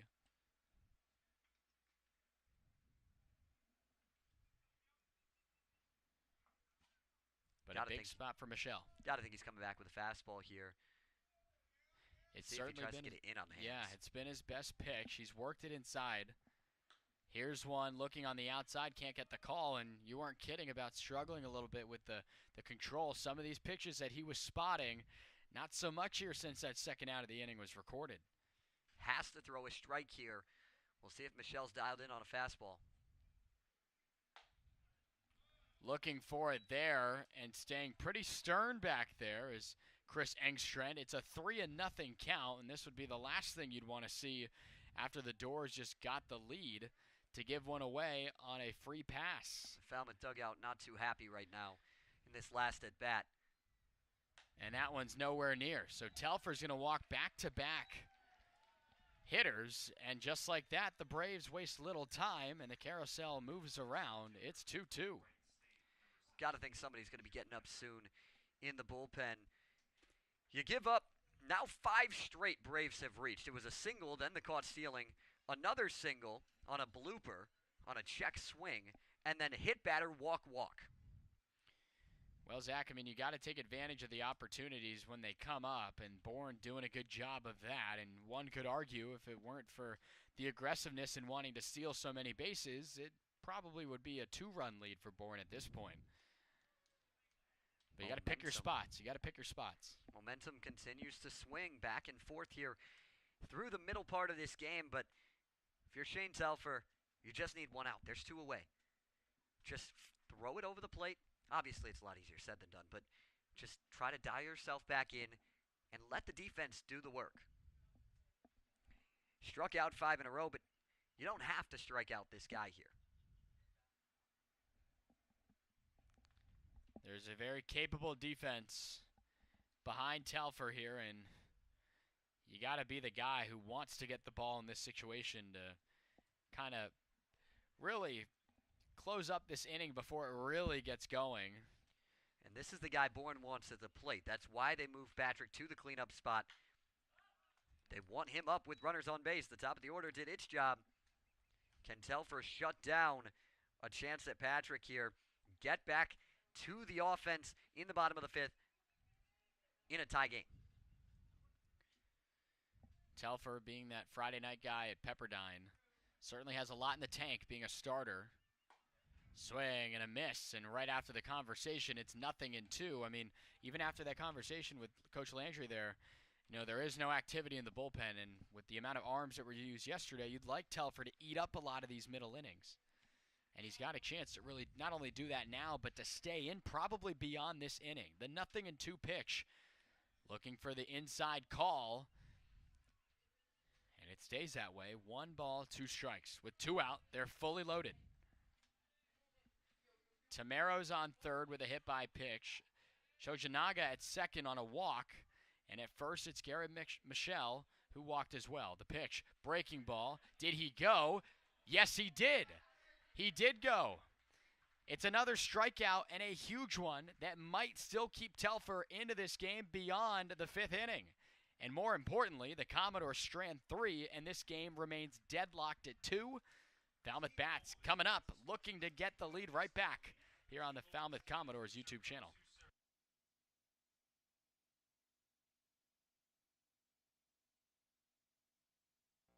The second year, we found that every single player, even those that weren't staying with us, were polite, respectful, and really appreciated what you were doing for them. After a while, they were bringing home players, and they were always hanging out down in the man cave. Almost every day is another memory that you make. We even have friends of ours that will text us and let us know, did you see what happened? We've gotten a lot of other people supporting them as well.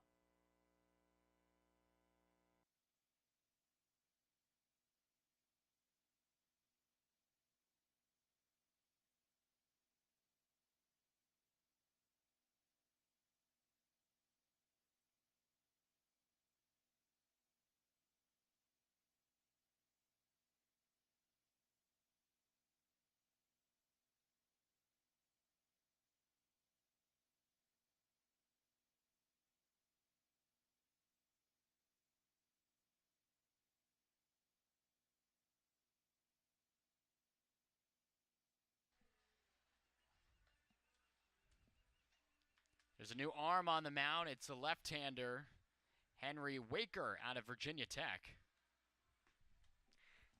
And Waker this season, 3-3 record in 16 appearances. That ERA just over 5.5. Couple of saves for the Hokies as well. But got to look at the strikeouts and walks numbers. 33 strikeouts, but 21 walks in just 29 innings. We'll see if he can dial in the control here against a part of the order that's been really productive for Falmouth in the 9-1-2 spots. That's a report from Zach Serdenik. I've been Matt Venezia, Destiny Sanchez. We've heard from her a little bit throughout this ball game. And a lot of others.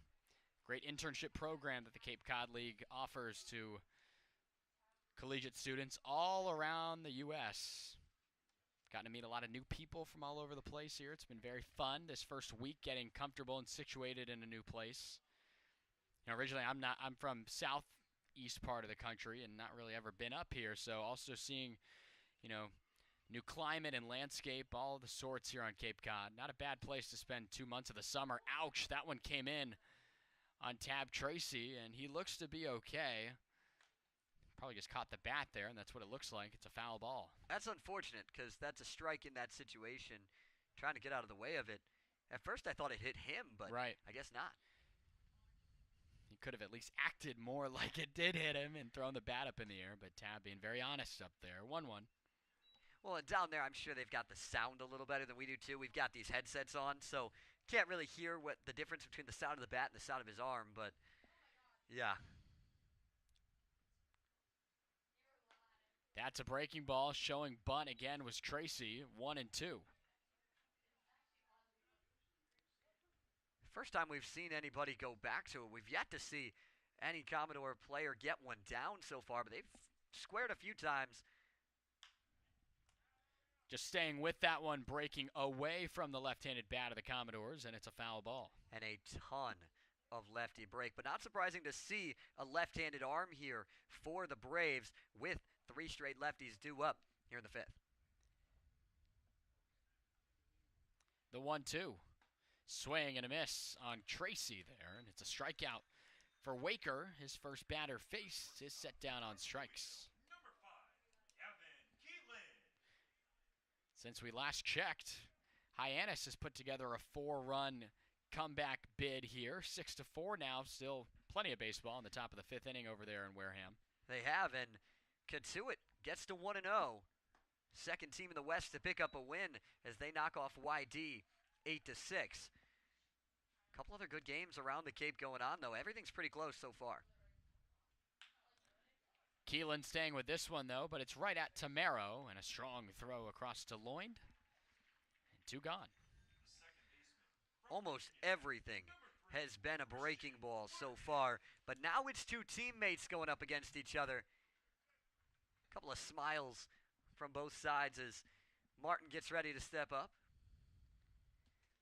And this is interesting because no one, across both ways, no one knows each other best than these 2 guys going head-to-head. And you got to think that Martin knew about all the breaking balls from Waker, so what does he do? He starts him with a heater.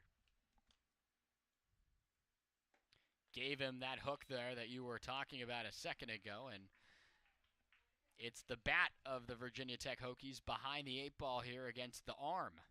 The southpaw from the windup and the pitch. This one nowhere near. A good tester, 1-2. It's a good take. It's really tough for left-hand hitters to hit that pitch, which is why Waker's been so successful with it in this inning, because of where it starts from the arm slot and where that pitch ends up. A lot of movement there.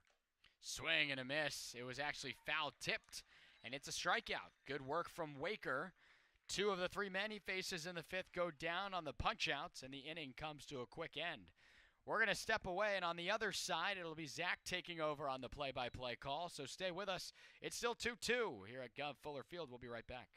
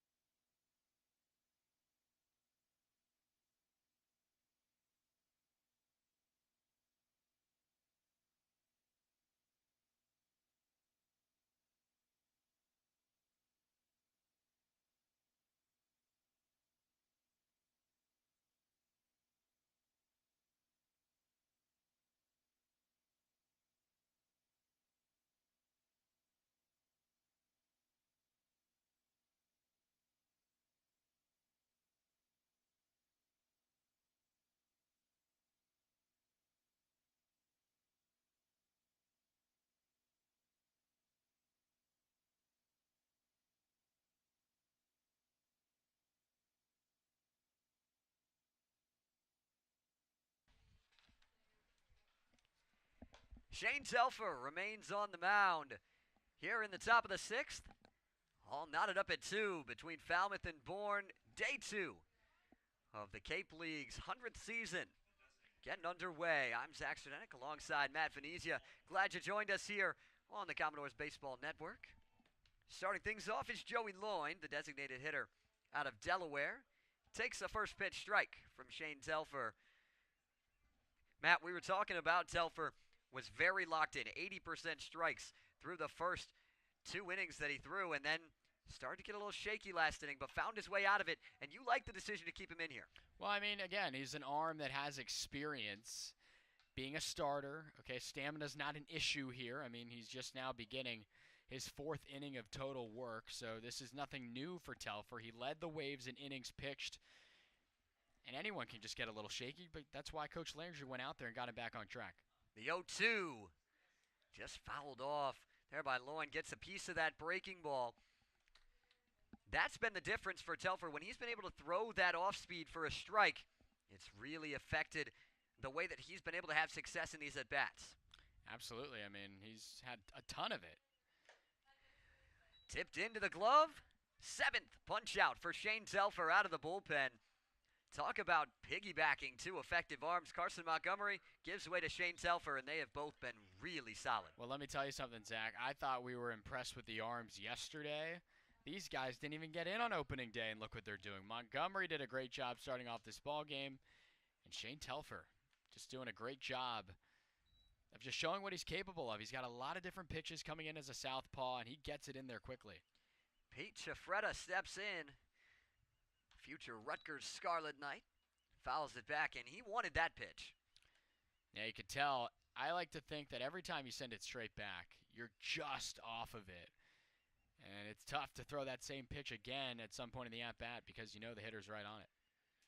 Goes to the outside, just misses the zone with the fastball. It's 2-1 to Chafretta. He was a strikeout victim against Telfer in the 4th. Worked a walk against Carson Montgomery back in the 2nd. Heater stays high and tight, and the hitters count 3-1 to Pete Chafretta.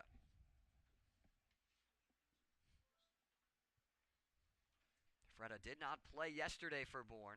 In his first action of the summer, fouls back another heater, and Telfer gets back full. Yeah, he's seen a little bit of adversity. This is nothing new for Shane Telfer up there on the mound, but Chafretta, he works at bats. He was a good hitter at Lafayette College this past season. The payoff, fouled back. Jafretta stays alive. Another good at bat worked by these hitters on both sides. That was pitch number 61 so far for Shane Telfer out of the bullpen. Another 3-2.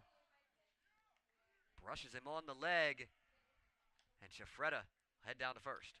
Yeah, kind of an overly aggressive toss of the bat back towards the third base dugout. I mean, breaking ball. Obviously, it looks like Telfer's trying to work inside. That's okay.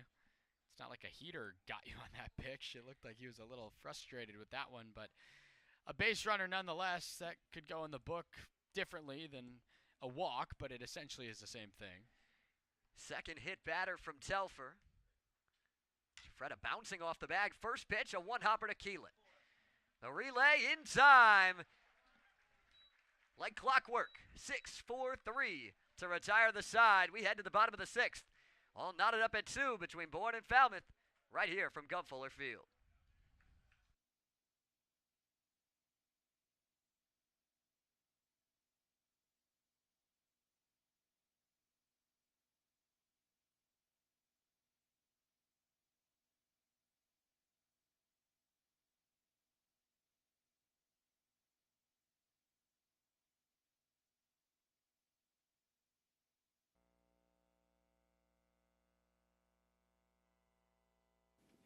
Hi, my name is Carson Depp. I am from Darien, Connecticut. I go to the University of Massachusetts Amherst. I'm a lead game day intern for the Falmouth Commodores, and a little fun fact is that the heart of a shrimp is located in its head. Hi everyone, I'm Ellie Fidelli. I'm from Hingham, Massachusetts. I'm a rising junior at Purdue University, and I'm the video director for the Commodores this summer. A fun fact about me is that I can rap all the words to Baby Got Back by Sir Mix-a-Lot. Hi, my name is Destiny Sanchez. I'm from Stony Brook, New York, at Penn State University studying broadcast journalism. And this year for the Commodores, I'm the sideline reporter. And a fun fact about me is that I've played softball for 13 years. What's up, everyone? My name's Owen Holmgren. I'm from Baltimore, Maryland, and I go to Villanova University. For the Commodores, I'm a social media intern, and a fun fact about myself is that I play the ukulele.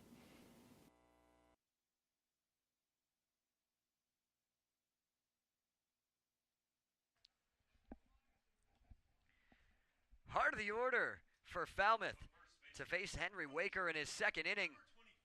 Virginia Tech Okie was lights out back in the fifth. A pair of punch-outs and a ground out to work through the 9-1-2 part. Now faces Charlie Condon in the 3-hole. Can't say enough about this kid, Charlie Condon. Really down-to-earth guy. We've gotten to talk to him a lot over the past few days. Getting to pick the brain a little bit of one of the best hitters in the country at the collegiate level. And you know, you can talk about the accolades all day, but just who he is as a person, we've seen it. Line drive into left center. That'll get down for a base hit. Castor cuts it off to hold Condon to 1. But another hit for Charlie Condon, his third on the summer. And the leadoff man aboard for Falmouth. Well, you knew he was on that pitch. Anytime you hit a low line drive like that on your pull side, that means you're anticipating it. You're looking for it, okay? If you're on a baseball, though, and you're looking on good swings, that's where they see you driving the ball the other way. You could tell Condon, his eyes lit up when he got that pitch there, and he made no mistake with it. Another left-handed hitter now in Bandura. Takes outside for ball 1. Reynes playing in on the grass over at third to protect against a potential bunt. Thinking the Commodores might want that tying run in scoring position and be willing to give up the sacrifice for it. Bandura still not squaring, though. Takes a called strike to even up the count. 1 for 2 so far for the Princeton Tiger. Back in the field tonight after getting the start at DH last night. Now ahead in the count 2-1.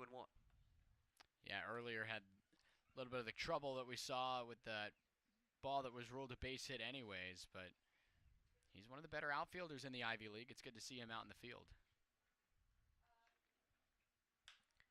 Waiting on that breaking ball, skies it out to left. Castor camping under it to make the play, and he will for out number 1. Yeah, you said it right on cue, partner. Looking for a breaking ball there, and a little frustrated getting out of the box. Just missed it there. I mean, that thing went a mile into the air and still carried about 300 or so feet. So try to get on the next one there, but it's tough in that left-on-left matchup. And the wind blowing out to left center. That's the place you want to hit it up in the air, but not enough of it. Zay late on that fastball. Well, it's funny. We were joking about it where the players were saying the ball yesterday was flying better out to left. And the guys that were saying that were the left-handed hitters who it's tough to go the other way, especially down the line over there. Well, and they also had quite a few flyouts to right that they were hoping would carry a little more than they did. But another right-handed hitter and Zay up. So far against Waker, lefties 0 for 4, and the righty just Condon, so small sample size, but he got himself a hit. Zay trying to match it. Good pitch. Starts on the outside edge with that breaking ball and gets a called strike. Zay worked a walk and came around to score in the fourth on the 2-run homer from Ross Highfill. Spiked the fastball, even things up at 2-2. Just battling back a little bit. Don't fall for that stuff down low. It's there for a reason. Now Zay's got a chance to get one he wants. Couple of step lead for Condon, not too much over there. As a fastball out, Waker looked like he kind of fell off the mound a little bit on that pitch. And that was the reaction I got from Sullivan. It looked like he was set up inside a little bit and just kind of threw his glove out across his body. I'm sure Engstrand, the umpire, is very thankful of that late bid to save it. 3-2 count now to Zay. Chopped right towards the Commodores' dugout. Defensive swing to stay alive. And another pitch coming to the Georgetown Hoya. And I believe this is now all 3 at-bats for Zay tonight have all been full counts at some point or another. So it's good to see him. We're trying to get him going a little bit. But if nothing else, fighting off pitches, looking for spots. And when you're doing the little things like that, that's when it pays off. Waker with a couple of shakes. He knows what he wants to throw. The 3-2 is the breaking ball. It stays high. And a second walk worked from Michael Zay. And the go-ahead run in scoring position now for Falmouth in the bottom of the 6th. Yeah, just a really good at-bat. And I mean, I think you and I could have recognized that out of the hand that was not coming back for a strike, but there still is a purpose to that. I mean, Zay's in there in the box and right away dropped the bat down and was ready to run off to first base because he sees that. And the pitch recognition, again, we're still waiting for his bat to get going just a little bit. He hits the ball a long way. He did a lot of damage for Georgetown this year, and on top of that, he's very, very good on the bases. Brings up Mike Handel out of Fairfield. Another lefty. Mentioned the 2 righties have reached, the 4 lefties have gotten out. That's a good sign in this at-bat for Waker, but a righty and a very dangerous one in that in Ross Highfill on deck. Yeah, we saw what Ross did last time up. You'd like the bases to keep working themselves for when he can get a chance to swing. Condon with that walking lead off a second. Would not be surprised to see the Commodores get aggressive here on a base hit and try and send Condon, depending on how hard that's hit, to the outfield. Yeah, you were saying it best, partner. He moves well for being a bigger guy. Might have a chance to test that out here. The 1-1 from Waker. Line drive to short. Fielded on a short hop. Flipped to second. Relay in time. Just gets Handel at first. A 6-4-3 double play takes away the scoring chance for Falmouth. The door strand, another in the 6th. We're all tied at 2, heading to the 7th from Gov Fuller Field.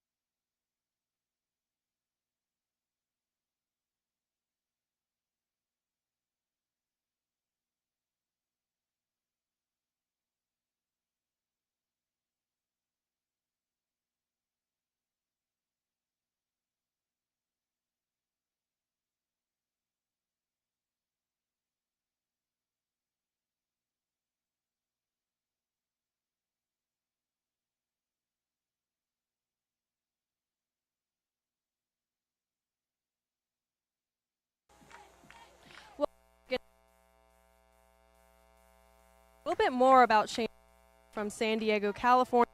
Playing ball across the country on the East Coast, he enjoys surfing, swimming, and snowboarding, and his favorite baseball player is naturally Fernando Tatis Jr. of the San Diego Padres. He played for Team San Diego in 2017. He was on San Diego Show and TB SoCal in 2018, and Telfer is just an all-around Cali guy. Back to Yeah, I'm not much of a big surfing guy, but I don't know, maybe Shane will be able to find some waves out here on Cape Cod. I don't know how that works, but, you know, it's probably a lot cooler, at least over the last few days. It's been a beautiful day for baseball, though, today. Thank you for that, Destiny. Telfer back out there again, working yet another inning after some strong relief work. Has already thrown 3 2/3 out of the pen, trying to extend that. High fly ball out to deep center. Tracy going back for it and makes the play on the run, about 10 feet in front of the wall in center. Castor gave it a ride, but for the first time tonight, he's retired. Well, it's good to have all that speed and Tab Tracy out in center, but there's a reason they tell you your first step is back, and it looked like Tab for a second was like, uh-oh, this is actually moving a little bit. Maybe the breeze has something to do with that. But gracefully and luckily, you're able to take him out. And speaking of taking out, it looks like Telfer's day is over. Left him in for that last left-handed batter. They did, and now they'll go to a righty out of the bullpen to face the next 3. The entire dugout coming out to welcome Shane Telfer off the mound. We'll step aside, get you the details on the new arm when we come back. Top of the 7th, 2-2 between Bourne and Falmouth right here on the Commodores Baseball Network.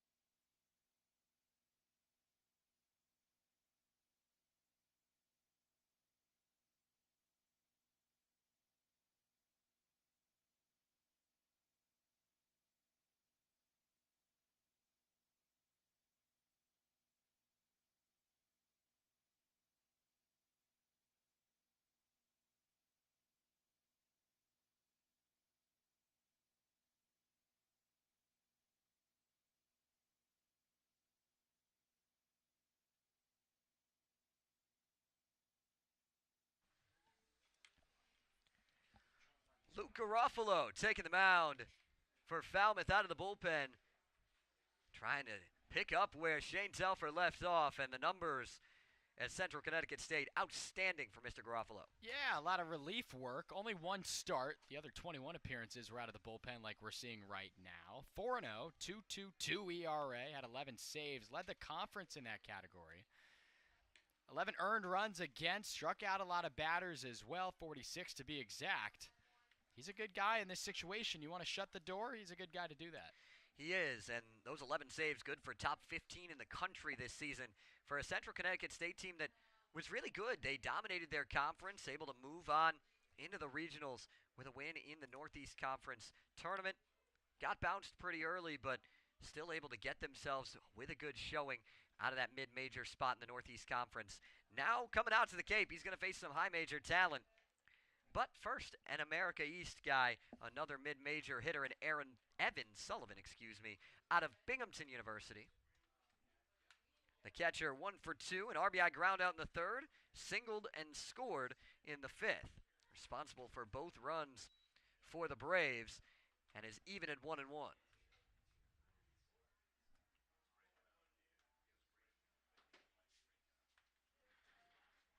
Paul Tamaro on deck. He's also due up to face Garofalo. Back-to-back pitches spiked and get past Austin Kelly. Yeah, again, another arm that we have not seen yet, obviously. You wouldn't expect the guys that threw yesterday to be in today. Good pitch to catch the inside corner from Garofalo and even things to Sullivan.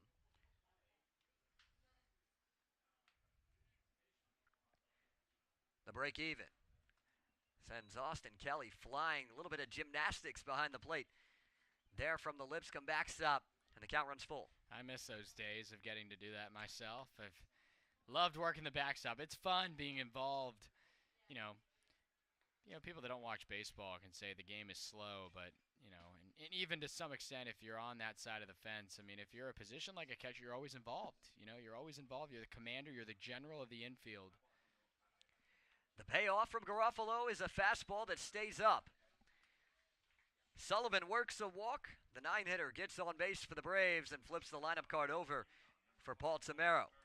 Yeah, not the anticipated start that Garofalo was looking out of the bullpen. But he's very capable. We just read you the numbers. This guy's one of the very best in this side of the country in terms of late leverage situations. And you got to think he's going to get the control back as well. Just 10 walks all season at Central Connecticut State, so not too worried about that yet. Fires in a strike to Tamero, 0 for 2. Pair of pop-outs, was also hit by a pitch against Telfer in the 5th. Just a one-step lead off of first for Sullivan. Catcher not much of a threat to run. Kelly keeps that breaking ball in front. Well, I was just going to say, when Telfer got out of the jam and he walked in a batter, the bases were loaded. There haven't been too many recent opportunities for Kelly to have to keep tabs on a base runner. We've already seen 2 tries, and the Braves have been unsuccessful in trying to swipe second. I'd be very surprised if Sullivan is that guy. Kelly thought about trying to back pick him off of first on that swing from Tamero, but holds on to the baseball. Garofalo ahead in the count, 1-2. And overall, Zach, just another impressive outing by these Falmouth pitchers. A lot of strikeouts yesterday, 8 already today. The 1-2. Chopped foul down that third base side. Another 1-2 upcoming. Tamero at UConn this season put together some strong numbers when he was able to get into the lineup for the Huskies.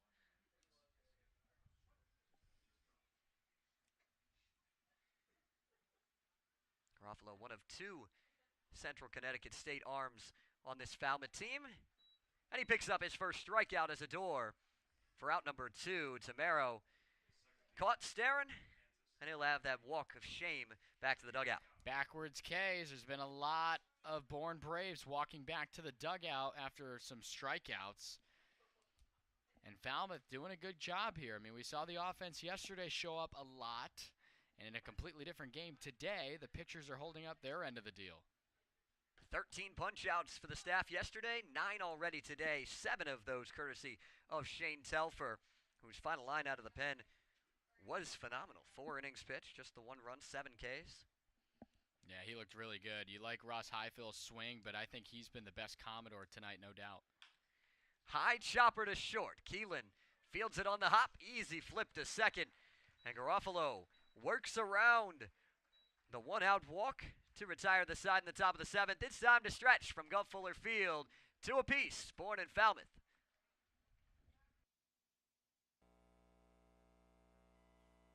Are you looking for that perfect pregame meal? Supreme Pizza has you covered. Its extensive menu has everything from pies and calzones to salads and subs. And with its online ordering system, delicious food is just 1 click away. Supreme Pizza is open every day of the week. Order online or stop by their store located at 147 T-Ticket Highway and try a slice today. From all of us at Supreme Pizza, we would like to wish the Falmouth Commodores a great season.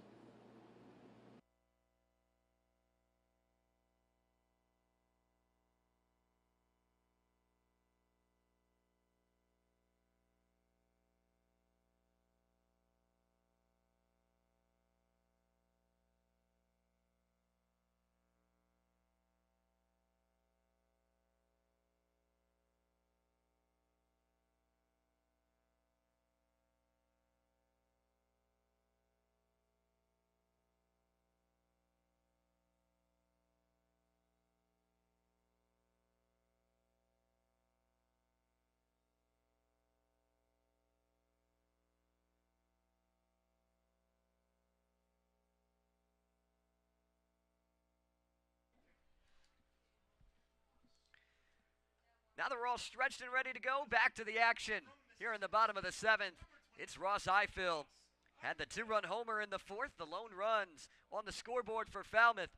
Trying to add to it, or at the very least start that rally here in the bottom of the 7th against Henry Waker.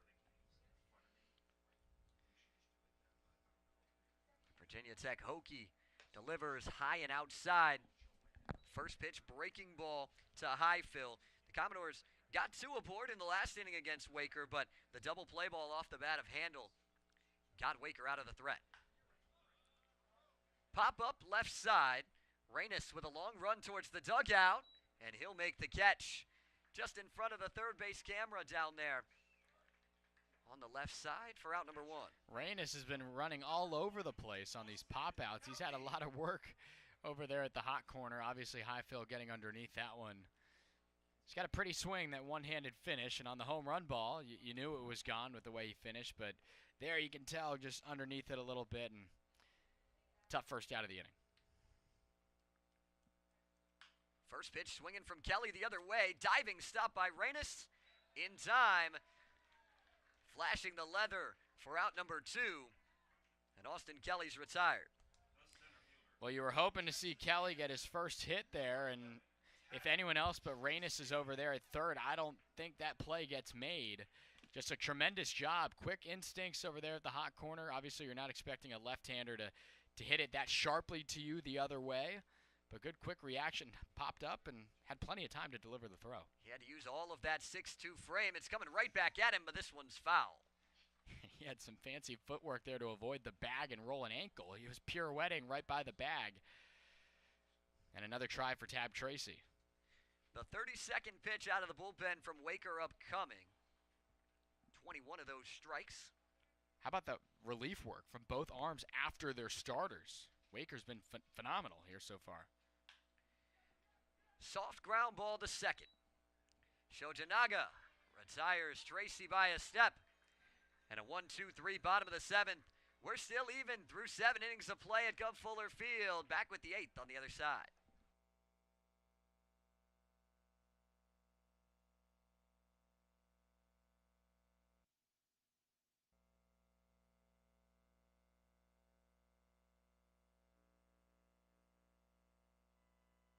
Hey Commodores fans, my name is Brendan Capozzi. I am from Westchester County, New York. I'm a recent graduate of Sacred Heart University in Fairfield, Connecticut, and I'm beyond excited to be your public address announcer for the 100th season of Falmouth Commodores baseball. And a fun fact that you should know about me is that I'm a twin. I'm Piper Mealy. I'm from Minden, Louisiana. I go to University of Arkansas, and I'm a game day intern, and I'm most excited to visit Martha's Vineyard this summer.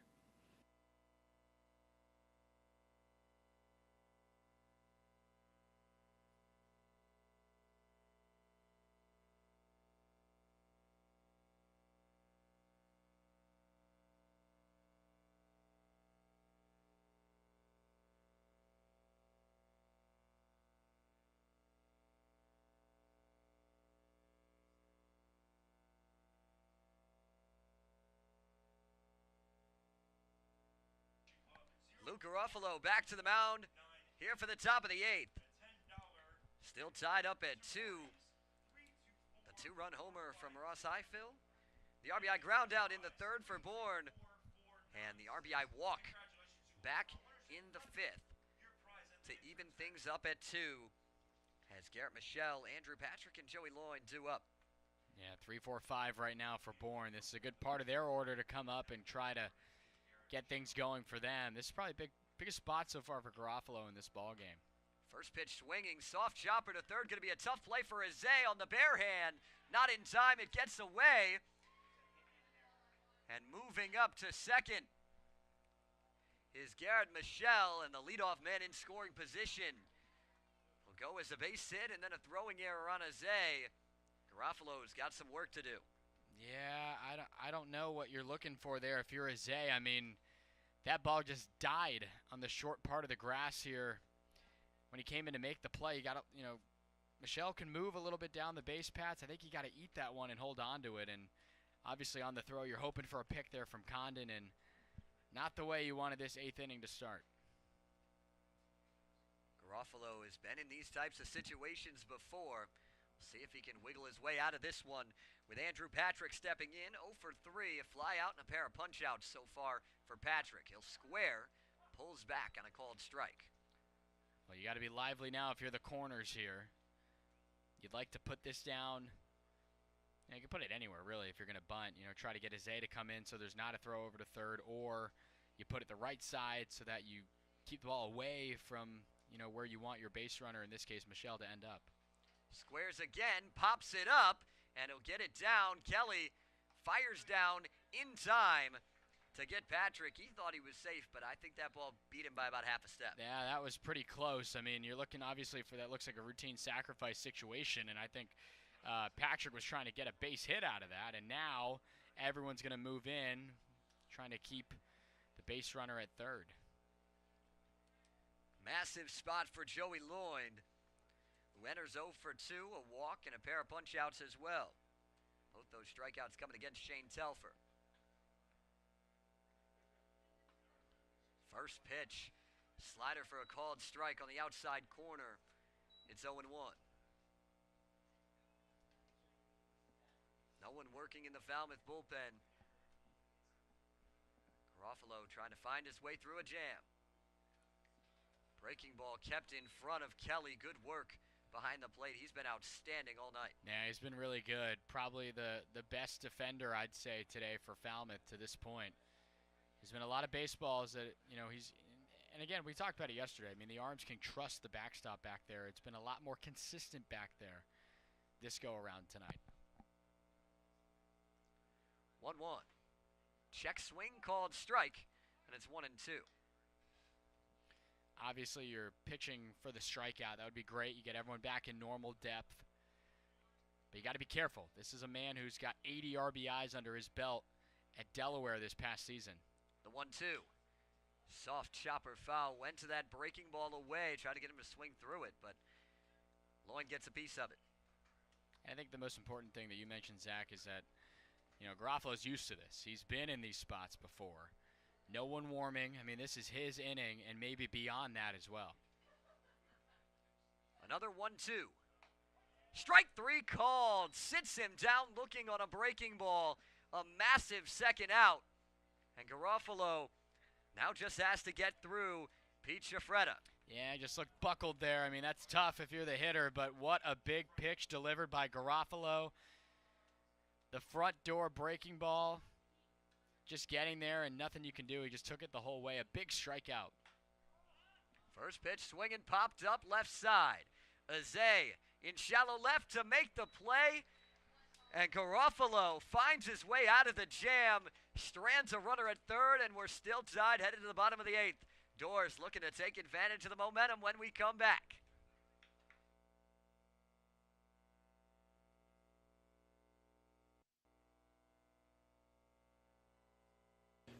The Falmouth Commodores merch shop is the one place to go for all your Commodores merchandise.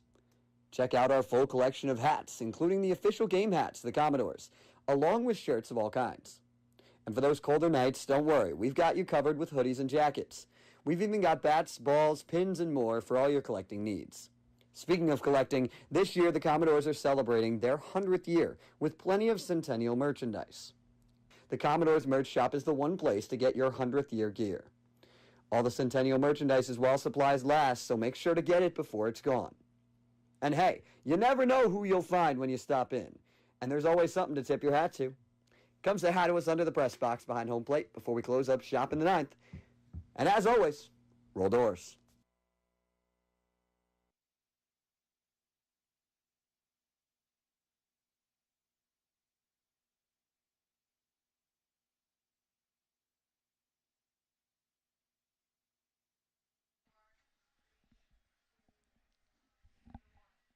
Top of the order in the bottom of the 8th, trying to break a 2-2 tie between Bourne and Falmouth on day 2 of the Cape League season.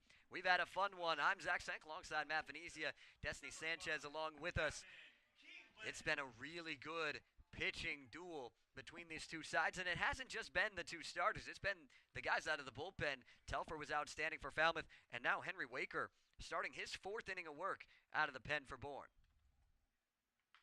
Keelan gets down a bunt. It's a good one. Going to be a tough play, and they won't get him. Gavin Keelan with a bunt single to lead off the bottom of the 8th. That's a good effort behind the plate by Sullivan, but I'll tell you, I mean, Keelan couldn't have put that anymore, and he's got all the speed in the world to beat out any bunt attempt like that. What a great way to start the inning. It's his first hit of the day. He was on pace so much yesterday, and now you add an element of getting the game in motion, perhaps. This couldn't have started better for the Commodores here in the bottom of the 8th. We'll see if there's anything on with Christian Martin at the plate. Don't want to do too much to try and risk putting yourself off of that man on the base pass with Charlie Condon on deck, but wouldn't be surprised to see a potential sacrifice trying to get that man in scoring position for Condon and Bandura to follow. And also, you got a lot of speed in the box as well, so you could get funny here with this sort of sacrifice situation.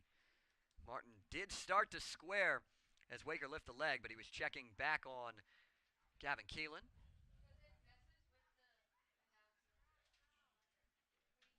Still waiting on the first pitch to Martin. 0 for 2 with a walk. Couple of Virginia Tech Hokies going at it. Bunt runs in. And the second time we've seen a Commodore try to pull back a bunt and catch a piece of it for a foul ball. Well, it's just scary. I mean, the 2 times the Doors have attempted it, you got one running in right at your chest when you're squaring up for it. You know, these aren't sacrifice spots where you're visibly showing, okay, I want to bunt while the pitcher's on the rubber. This is showing late. It can get scary sometimes down there. Martin not squaring this time, swings away, and Waker quickly ahead 0-2.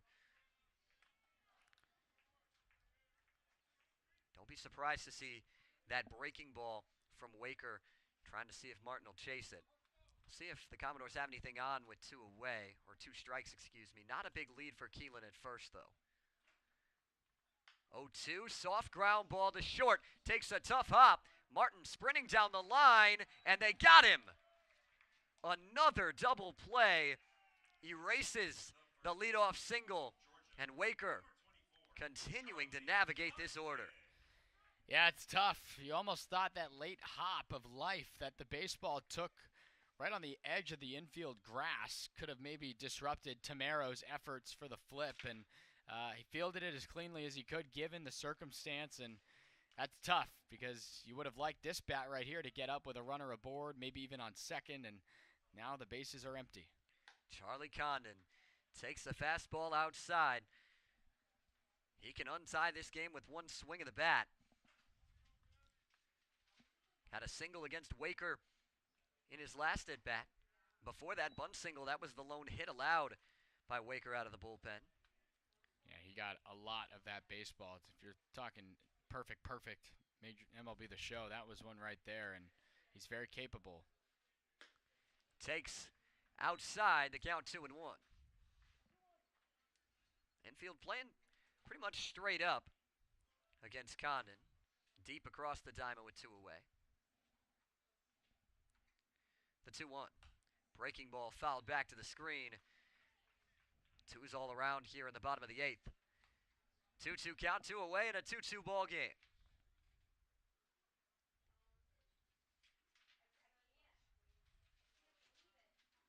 The break even from Waker. Lines out the other way to right. Shafetta back on it, and he'll make the play for out number 3. Leadoff single erased on the double play. Doors down in order in the 8th. We head to the 9th, all tied up at 2 between Bourne and Falmouth on the Commodores Baseball Network.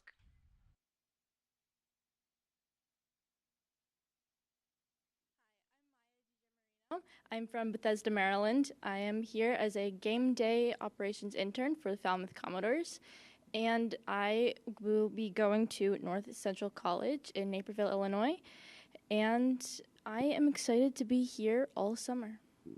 Hi, my name's McKenna. I'm from Allentown, Pennsylvania. I go to Penn State University, and I'm a videographer intern this season. My fun fact is that I hate cucumbers. Go Commodores!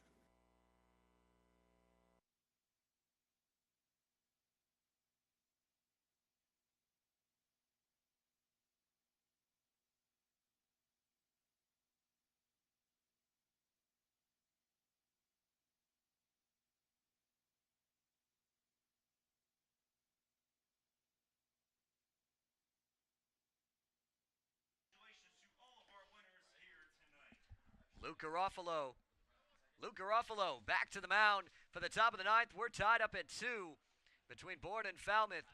Been a very good baseball game here at Gov Fuller Field on night 2 of the Cape League season. And let's take a quick look around the league here before we start this top of the ninth. Katuitt winners 8-6 over YD, as we mentioned. Harwich really opened things up late on Orleans, a 10-3 win. And that game in Wareham has been tight. It's 6-5. Hyannis in front of the gateman. And Chatham opening up a 5-1 lead on Brewster down at Veterans Field, trying to start their season with a win as well. First pitch swinging, and it's down the line for a base hit. Raines headed around first. He'll head to second. Good throw from Handel, and they didn't get him. He slid around the tag. The throw pulled Martin just a touch off the bag, and he couldn't get the tag back to the hand of Raines. Was a rocket from Handel, but a leadoff double to start the top of the ninth, and Garofalo working from trouble once again. Such a good throw out there by Handel, and you know, it really just made it contested. That was a tremendous throw, just pulled him off the bag. You really thought they had him with a good one there, and that's tough. And now a quick offensive meeting to try and set things up here with Cavi Castor at the plate. We'll see if there's anything on. I would assume that's what the meeting is for, is to make sure everything's all clear. Sometimes signs can get a little mixed up in summer ball early in the season with all these guys coming from their schools to a whole new system here. Yeah, and especially now more than ever, you want to have everything on tabs and accounted for. I mean, forget the part of being crossed up if you don't you're not ready for the pitch and you don't catch the ball behind the plate. But if you are meaning to throw a breaking ball low and you throw a fastball, I mean that could cost you some runs. Nothing on the first pitch, and it's a breaking ball for a called strike. Also have to think if Bourne wants to give away an out here like they did in the last inning and risk not getting anything. Infield in on the corners.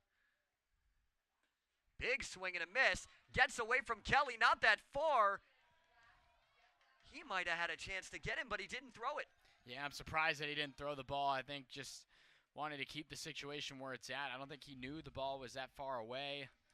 And that's tough. And as a result, everyone moves in on the grass here on this 0-2 pitch. Garofalo trying to find himself something. The bottom of the order here. The 0-2. Dropping right to the ground. Almost face first there from Kelly to keep that one from getting away. It's 1-2. And the reason you do that is to keep the ball from running away from you a little bit. You almost want your body to be an acute angle so that if the ball bounces up, your chest is going to drop the ball right in front of you. It's basic catching 101 right there by Austin Kelly. The 1-2. Strike 3 called. Garofalo with his third punch out, all looking. And now one away. Do you think about putting him on here to try to set up the double play? Well, that's what I was going to say. I don't know, because Tamero in the leadoff spot, he hasn't done anything to you yet. He was hit by a pitch in the 5th. So you'd like that situation. Wave and a miss. Wipeout slider there from Garofalo. Gets an ugly swing, and now you definitely don't put him on. Absolutely not. And I would also argue that the reason for not doing that is because if anything happens, right, where Tamero, you try to face him and something happens, you don't want to see Shoganaga with a lot of base runners on. Sliced out of play. It's 0-2. It's almost like Garofalo has really found a second gear here this inning after the conversation with Austin Kelly. And it was the first pitch of the inning that Jake Raines pulled down the line in left. The 0-2 just gets a piece of it to stay alive. I don't know how he did that. That slider was bending, and it was bending hard, hooking away from him. It would have set up an interesting situation, though, because Kelly would have had to get up and throw that down to first. You've got that runner on third. Have to be careful with that. Another 0-2. Wave and a miss. Elevates the heater Back-to-back punch-outs for Garofalo and 2 away. Good time for that, and it worked. Show him the gas. Why not? And just like that, you know, you got Castor and Sullivan going down on swinging strikes.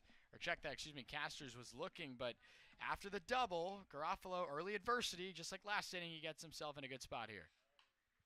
Popped up on a bunt. Azay comes running in, and he doesn't get to it. Had to kind of scurry his way around Reynes on the third base side, and unable to get to it. Tamero tried to find his way any way possible, but couldn't get it down. Garofalo in a good spot here at 0-1. And remember, you're in a good situation now. You've battled back a little bit. You got to continue to pick your spots and put them where they need to be. You can't afford any bad pitches here. Chopper foul. It's quickly 0-2. Love the command here. A lot of control of the baseball as well. The misses have missed on purpose. There have not been many mistakes by Garofalo in this ball game, especially after getting himself out of the trouble. Deep breath on the rubber. Knows where he wants to go. The 0-2. Slider, good discipline there from Tamero at the plate. A little bit of nerves from that Commodores dugout. Everybody here at Gov Fuller Field on the edge of their seats. Infield deep with 2 away. The 1-2. Ground ball to short. Keelan on the run. Throw in time. And Luke Garofalo is an escape artist out there for Falmouth. We'll head to the bottom of the 9th. Thor's trying to walk it off at Gov Fuller Field.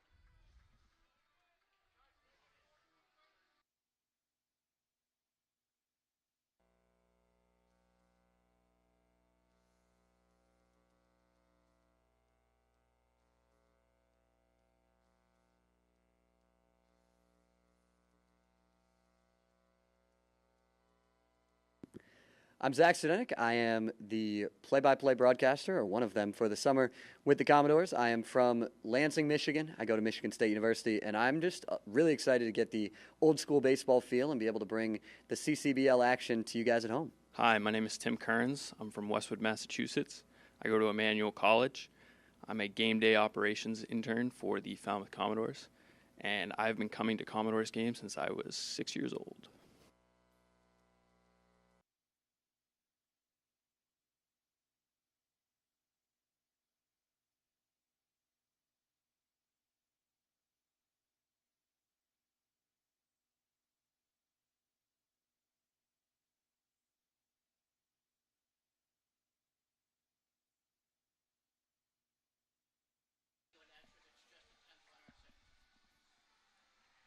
Bottom of the 9th inning, Commodores with 4, 5, 6 up to try to walk off the Bourne Braves here at Gov Fuller Field.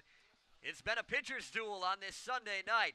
What else could you ask for besides an outstanding baseball game, Mr. Venezia? And that's exactly what we've got. A lot of smiles on those Commodores' faces in the dugout after getting out of that jam. You see Mike Handel. He'll bat in the 3-hole in this 9th inning. There's a new arm out there. It's going to be Joe Vagatsky over with JMU. Had 21 appearances this year, went 4-1, a 3.34 ERA. 5 saves to his credit, so he's used to this late inning stuff.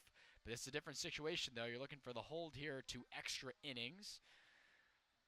And we'll talk about that, though, if we have to get there. We will, and what an inning and an outing from Henry Waker, finding his way in and out of trouble.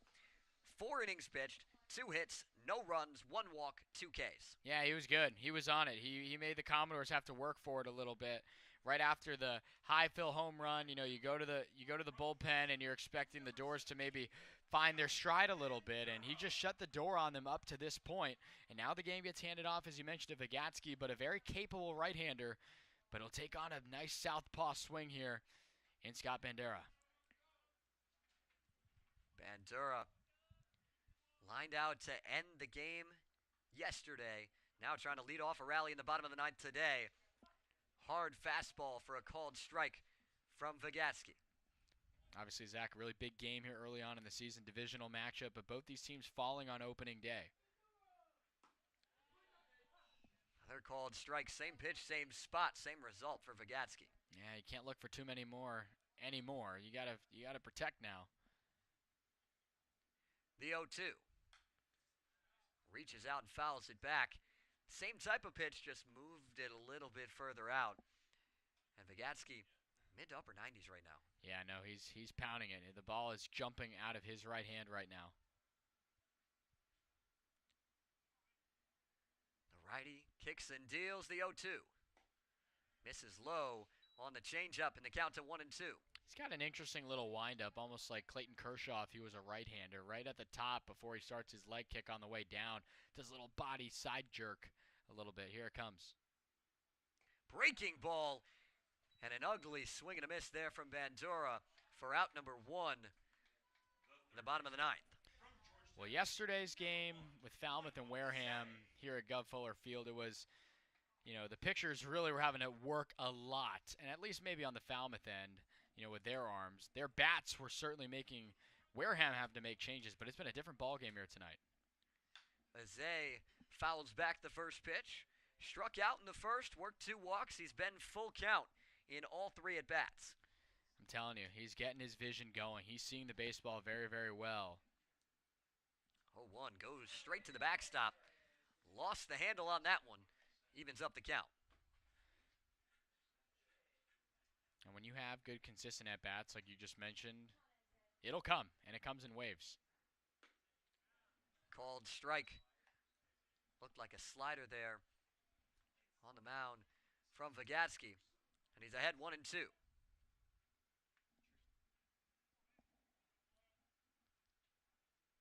Righty deals. Just outside. Sullivan thought he had strike 3. He went to throw it around the horn and instead had to make a quick turn back to the mound and deliver it back to Vygotsky. Yeah, you don't see that too often. The 2-2. High fly ball, not deep. Castor running in. He'll call off Tamero. Put it in the back pocket for out number 2. Tough. I mean, you could tell Azay was waiting on that inner fastball and just threw it a mile into the air. And, so far the Commodores haven't been too aggressive early in these at-bats. They're kind of waiting for a pitch. Well, you can do that, but when you get 2 straight fastballs outer edge like Bandura did, then you're behind the 8 ball right away. Mike Handel lines one out into left center. Long run for Patrick, and he'll make the catch. A bit of an awkward exchange there between Patrick and Castor, but he runs it down. And we head to the 10th at Gov Fuller Field. We'll get you all the details about the extra inning when we come back. All tied at 2, 9 not enough to decide things between Bourne and Falmouth.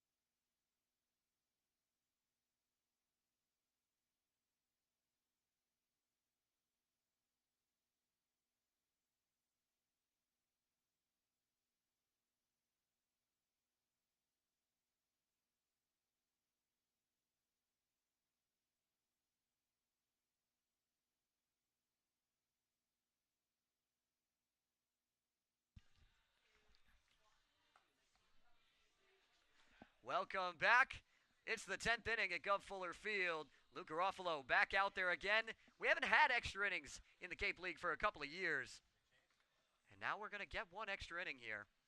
And no runner at second base as well just yet. But now here comes Paul Tamero. And, we just found out from Gabe, our scorer here, that this is the first time the Cape League's bringing this rule back. The last 2 years, they haven't had the extra base runner on second rule for extra innings. But just 1 inning, you get a chance to try to get the win. But if we're scoreless after 10, this game will end in a tie. The third digit in the record column will be used by both of these sides, but obviously you're not wanting that to happen. And we haven't had one yet in this season. We'll see if anything's on for Shojinaga at the plate. He's reached 3 of the 4 times he stepped to the dish, a couple of singles and a walk. Well, you just got to be extra careful with this bat here. You like the Garofalo's your pitcher to go against him, but tough spot. Check swing, appeal down, no swing. On the check, says Joseph Iglio.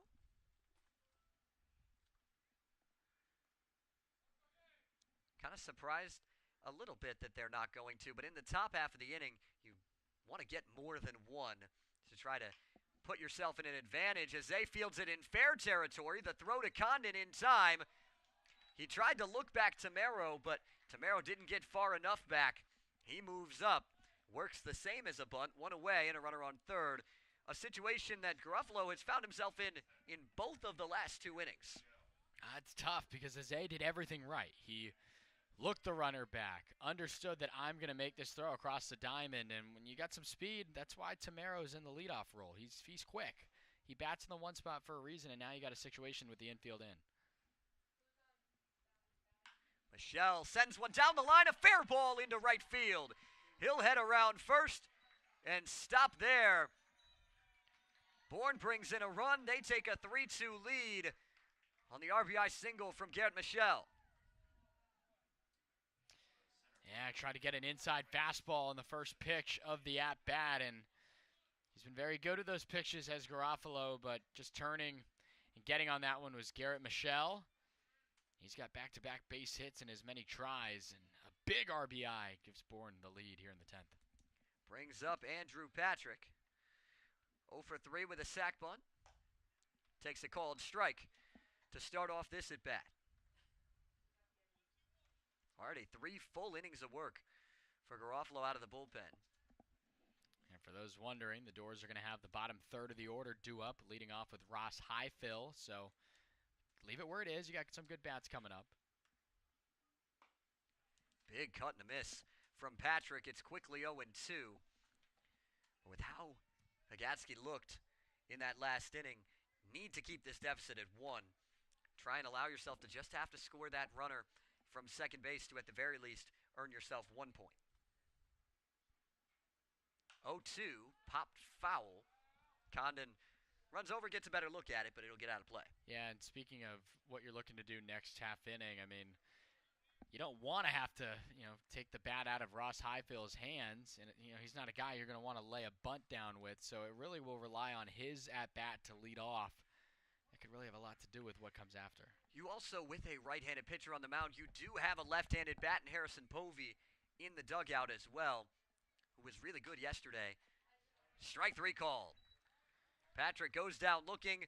Yet another called third strike. That's the 5th strikeout for Garofalo, and once again the 13th for the Falmouth staff. I mean, it has just been a deal by this Falmouth pitching group. I mean, yesterday was not their fault for the effort that has resulted in a loss of 11 runs total, but you want to pick them up today. They've dealt so well all day long. Joey Lloyd takes outside to start this at-bat.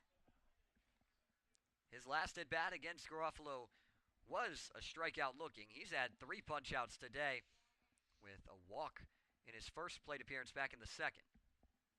Yet to put a ball in play for Bourne. Won't be on the 1-0 as he takes to even up the count.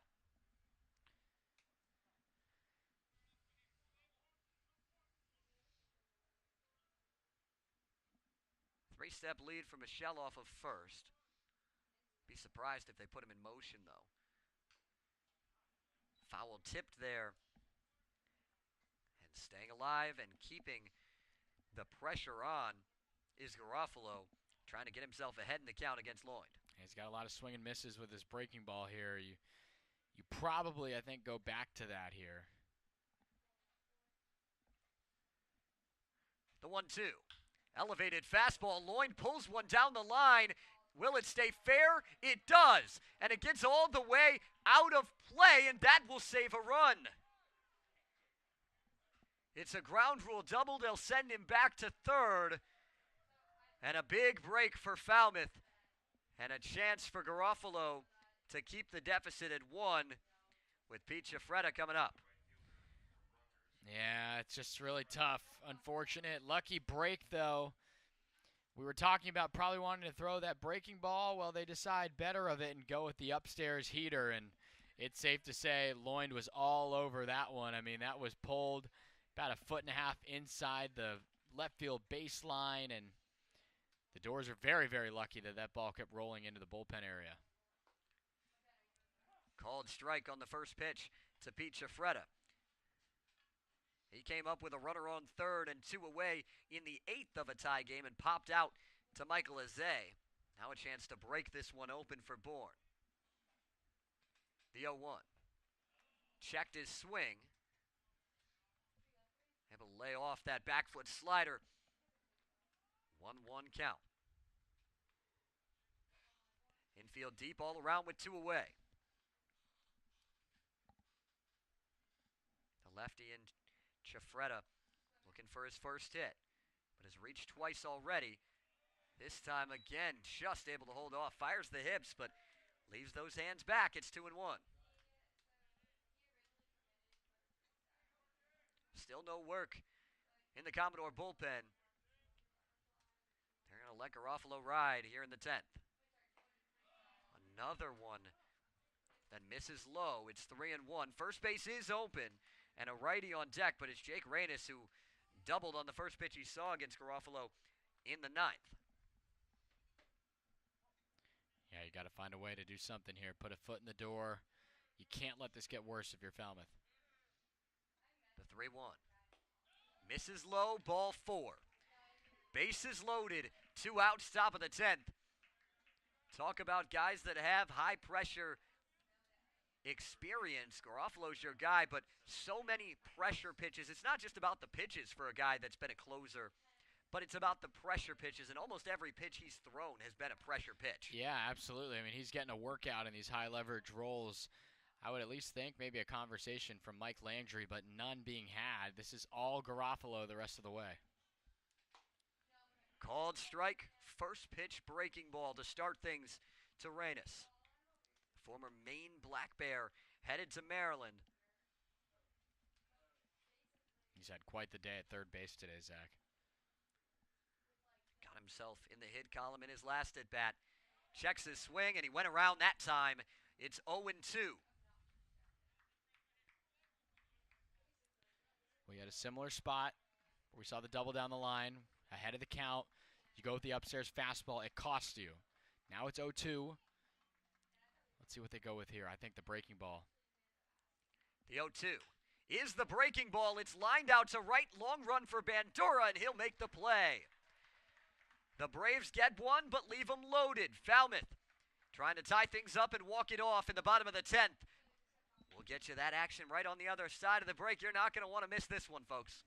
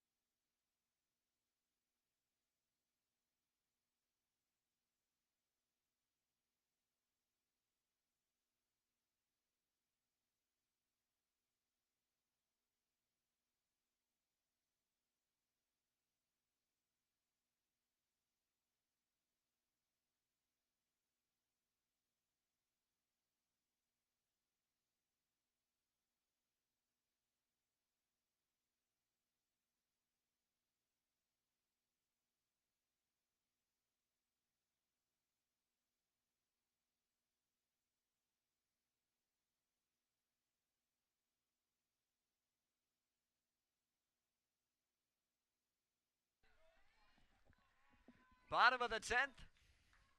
7-8-9 for Falmouth. Ross Highfill, Austin Kelly, and Tab Tracy to face Joe Vigatsky. Vigatsky worked a clean 1-2-3 inning in the bottom of the 9th. The extra innings runner at second is Mike Handel. Creeping off the bag, and Vigatsky will check on him. Soft little toss, but nothing doing at second. Well, we know what Highfill did earlier today. He supplied all the offense in this game, Zach. He does represent the game-winning run. Creeping off the bag. Pitch misses outside. It's 1-0 to Highfill. Obviously, I think Vigatsky's keeping good tabs. He knows who's in the box right now. Show him the fastball, but don't put it anywhere he can hit it. The 1-0. Outside again. Same pitch, same spot for Vigatsky. And a really good hitter's count for Highfill. You got to wonder if they're going to be careful with him, but he's the winning run, so you don't want to put him on for free. The 2-0. Called strike, brings it in just a touch and gets the call. Yeah, and speaking of that, I mean, Austin Kelly hasn't done a whole lot behind this spot here, so there is an argument to do that. I think if it goes 3-1, there's no way you can give Highfill some Broadway pitch to hit. That makes this a pretty big pitch, Matt, from Vigatsky. And it's fouled off of the mask of Sullivan behind the plate and over the press box.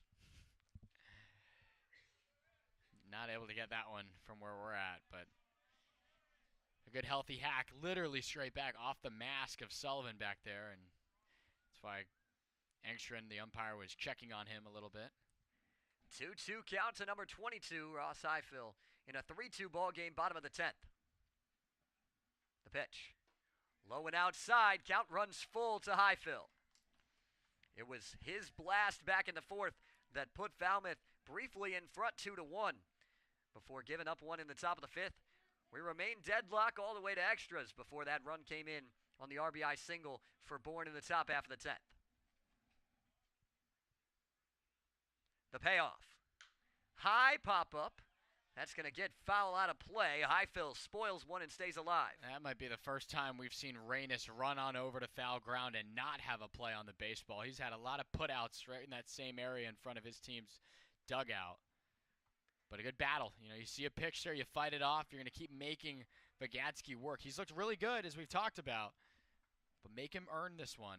That's exactly what Highfill's doing. A couple of shakes already from the righty on the mound. The 3-2. Slice foul out of play again. Highfill continuing to battle. The Mississippi State Bulldog, with that Bulldog mentality, fighting in this at-bat again. 1 for 3 on the day with the homer. Worked a couple of walks in last night's game. The payoff once more. Fouled back to the screen. He's fouled one left, he's fouled one right, he's fouled one back straight. Looked to be right on that one. We'll see what he gets here on the 4th 3-2 pitch. Well, he's on it, Zach. He's fighting. He's seeing several pitches. They haven't worked him inside. All these have been relatively away. The 9th pitch of the AB. Outside, ball 4. Ross Highfill works the walk-in for the 2nd straight night. It's 1st and 2nd for Falmouth. Down a run with a chance to do some damage. Best worked at bat we've seen all night. That was the 5th 3-2 pitch, as you mentioned, Zach. 4 in a row fouled off. You really had to earn him, sending him straight back. I mean, he was very, very close to being on some of those baseballs we just saw go straight back to us. And this is where this baseball game becomes a game of chess, not checkers. I mean, you're going there for a conversation. Doesn't look like anyone's warming, so this should be all of Vigatsky here. Now do you square? And try and get the winning run into scoring position with one away if you sacrifice here. Well, I think that's what the conversation might be right now, right off of the home plate area with Austin Kelly. The base runners are gathering as well. In theory, if he really wanted to, I think Ross Highfill could maybe be pinch ran for.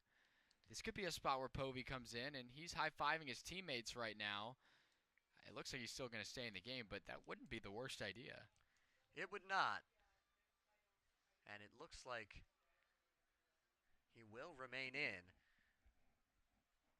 Now Kelly's up. We'll see if he tries to lay one down. It's tough. I mean, this is a catcher. This is a guy who doesn't really bunt a whole lot, but leading in almost every offensive category at Lipscomb is Austin Kelly, so he's used to it, and that's exactly what he's doing here. He's squaring very early. And a check back on Handel at second. Handel's the extra innings runner here in the bottom of the 10th. Highfill just worked that walk. And now Kelly at the plate. 3-2 ball game. It's been a fun one here at Gov Fuller Field. Fans sticking around for a good finish. Kelly pulls back, and it hit him. No swing, bases loaded, nobody out. I don't know where that one got Austin Kelly. He looks to be just fine. Definitely not the way you draw it up. But everyone moves. And we talked about it earlier. Bourne has really been getting the ball in on these hitters when they have been trying to square and bunt. Had a couple of foul balls, and this time it hits him. There's an argument, and not very happy is the Bourne coaching staff. But Harrison Povey will pinch run at first. That run doesn't really matter, but the big thing for Povey is you add speed to try and avoid a double play ball. Correct, and that's exactly what could come of it. I mean, keep in mind, right, you still got to worry about the at-bat here with Tab Tracy. But if the situation occurred where there would be one away and the bases remain loaded, then that's why you want Harrison at first base, like you mentioned, partner. And there is still being a conversation had, and he still looks like we're going to be good at first base with the hit by pitch. I would have been very surprised had they changed that call. Yes, no one has a great angle with Leon Kuzit over in the field trying to cover with the men on base. There's not anybody down that third base line that would have a great angle on it, but you can't change that call, and they didn't. No, there's no instant replay here, and what the most important thing in that situation is that the call on the field was that he got hit. That's what happened.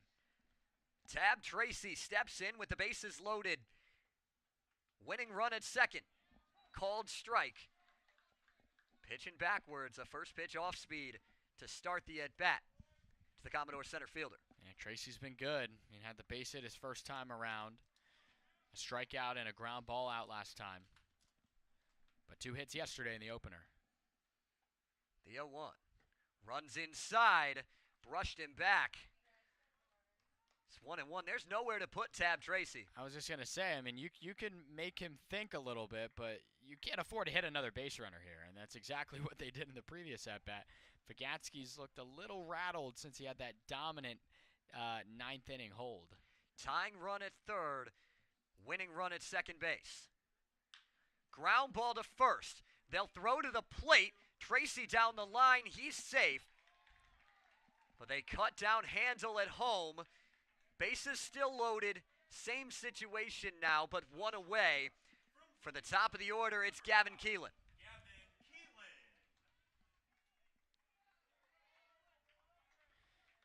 Yeah, good work by Loind. Most important part there, Zach, field the baseball, right? Get a hold of it. Make sure you receive it cleanly. Makes a good throw. Gets the force out. And now there's that situation we were talking about. Harrison Povey now at second because of the fielder's choice. Povey now the winning run. He runs well.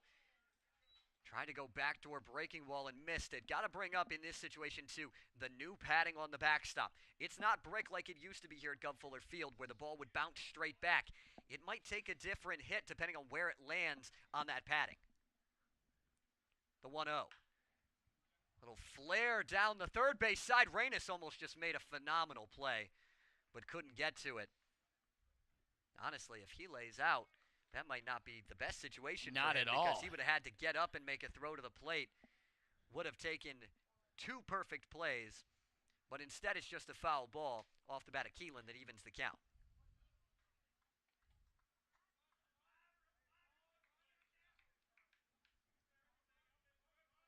Deep breath on the rubber, the 1-1.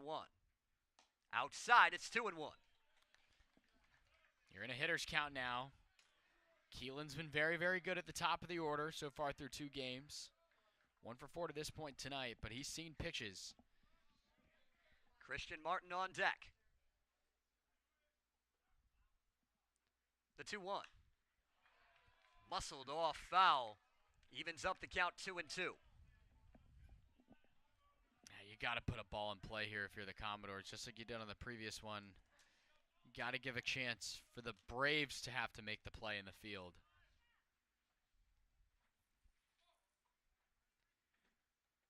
The break even. Chopper foul. Back foot breaking ball. Keelan couldn't lay off it, but got a piece of it. That was a breaking ball in there. You see it now. You're staying with it. You can get the timing down a little bit, but the important part is if he decides to speed it up on you, going the other way here does not hurt. Double play depth up the middle for Bourne. Corners in, trying to cut down Highfill at third. The 2-2. Strike 3 called. Keelan takes a backdoor breaking ball for strike 3, and it comes down to Christian Martin. Well, it lies in the hands of the player we highlighted at the top of the broadcast. 3 hits yesterday. He's gotten on base only once today, though, Zach.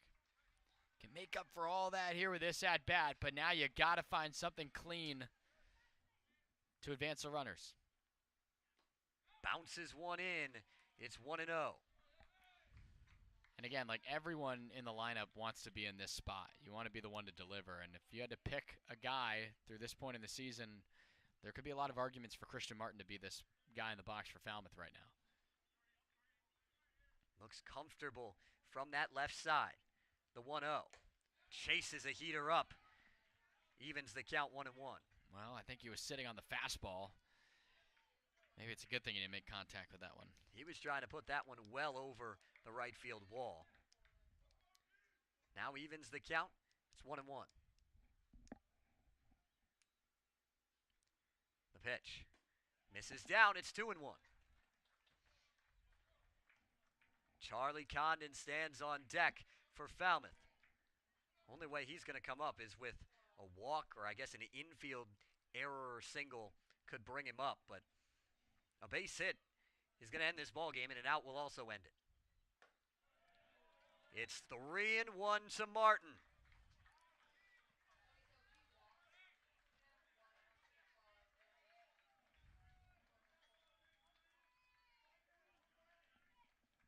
Christian Martin, Virginia Tech Hokie, sees the 3-1 for ball 4, and we're tied.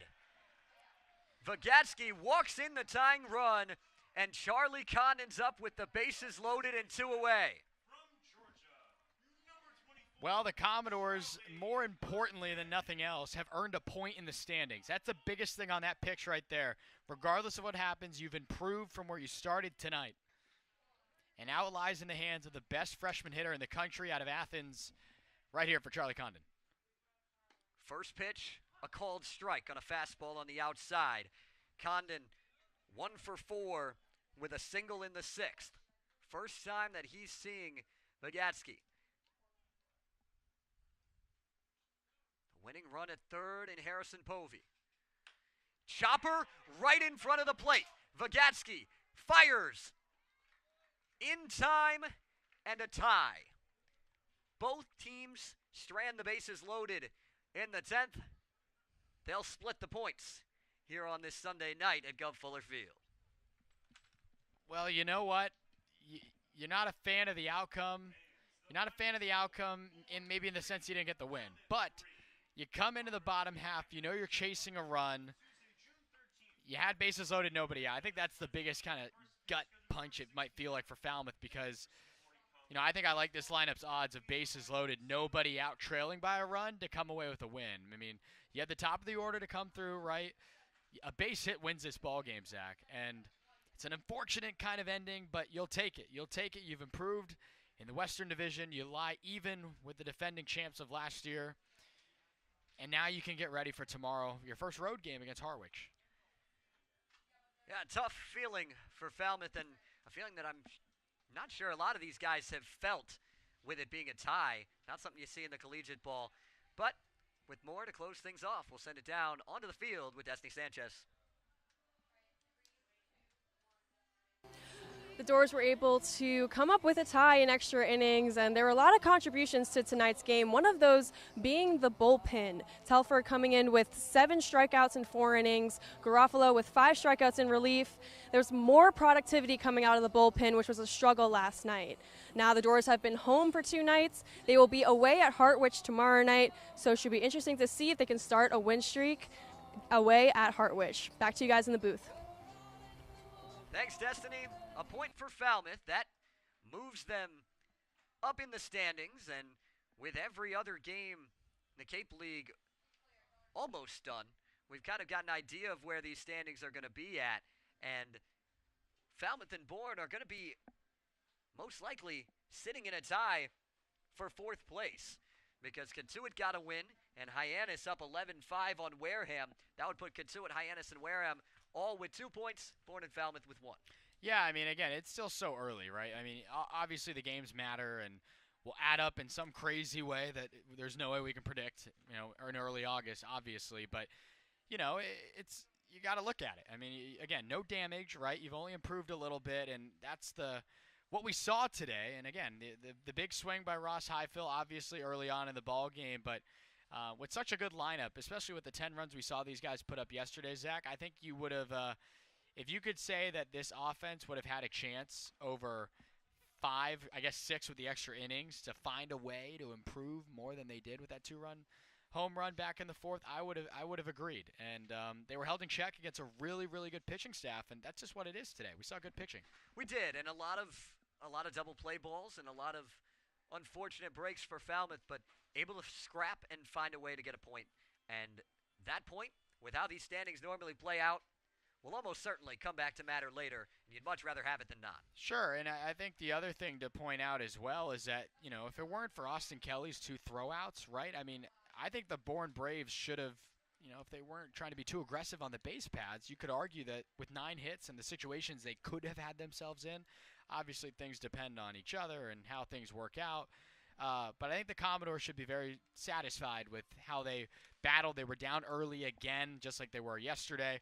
But the pitching staff continues to be the heartbeat of this team so far, and I've liked what I've seen, especially with Shane Telfer, what we saw tonight. Well, a tie between Bourne and Falmouth sends us into the new week tomorrow. And here's a look at everybody that helped us get this done. We couldn't sound so here on the air. If not, for everybody else on that list, we hope you guys enjoyed the broadcast tonight. From everybody at Gov Fuller Field, Destiny Sanchez, my broadcast partner, Matt Venezia, I am Zach Sardenik, wishing you a blessed rest of your Saturday night.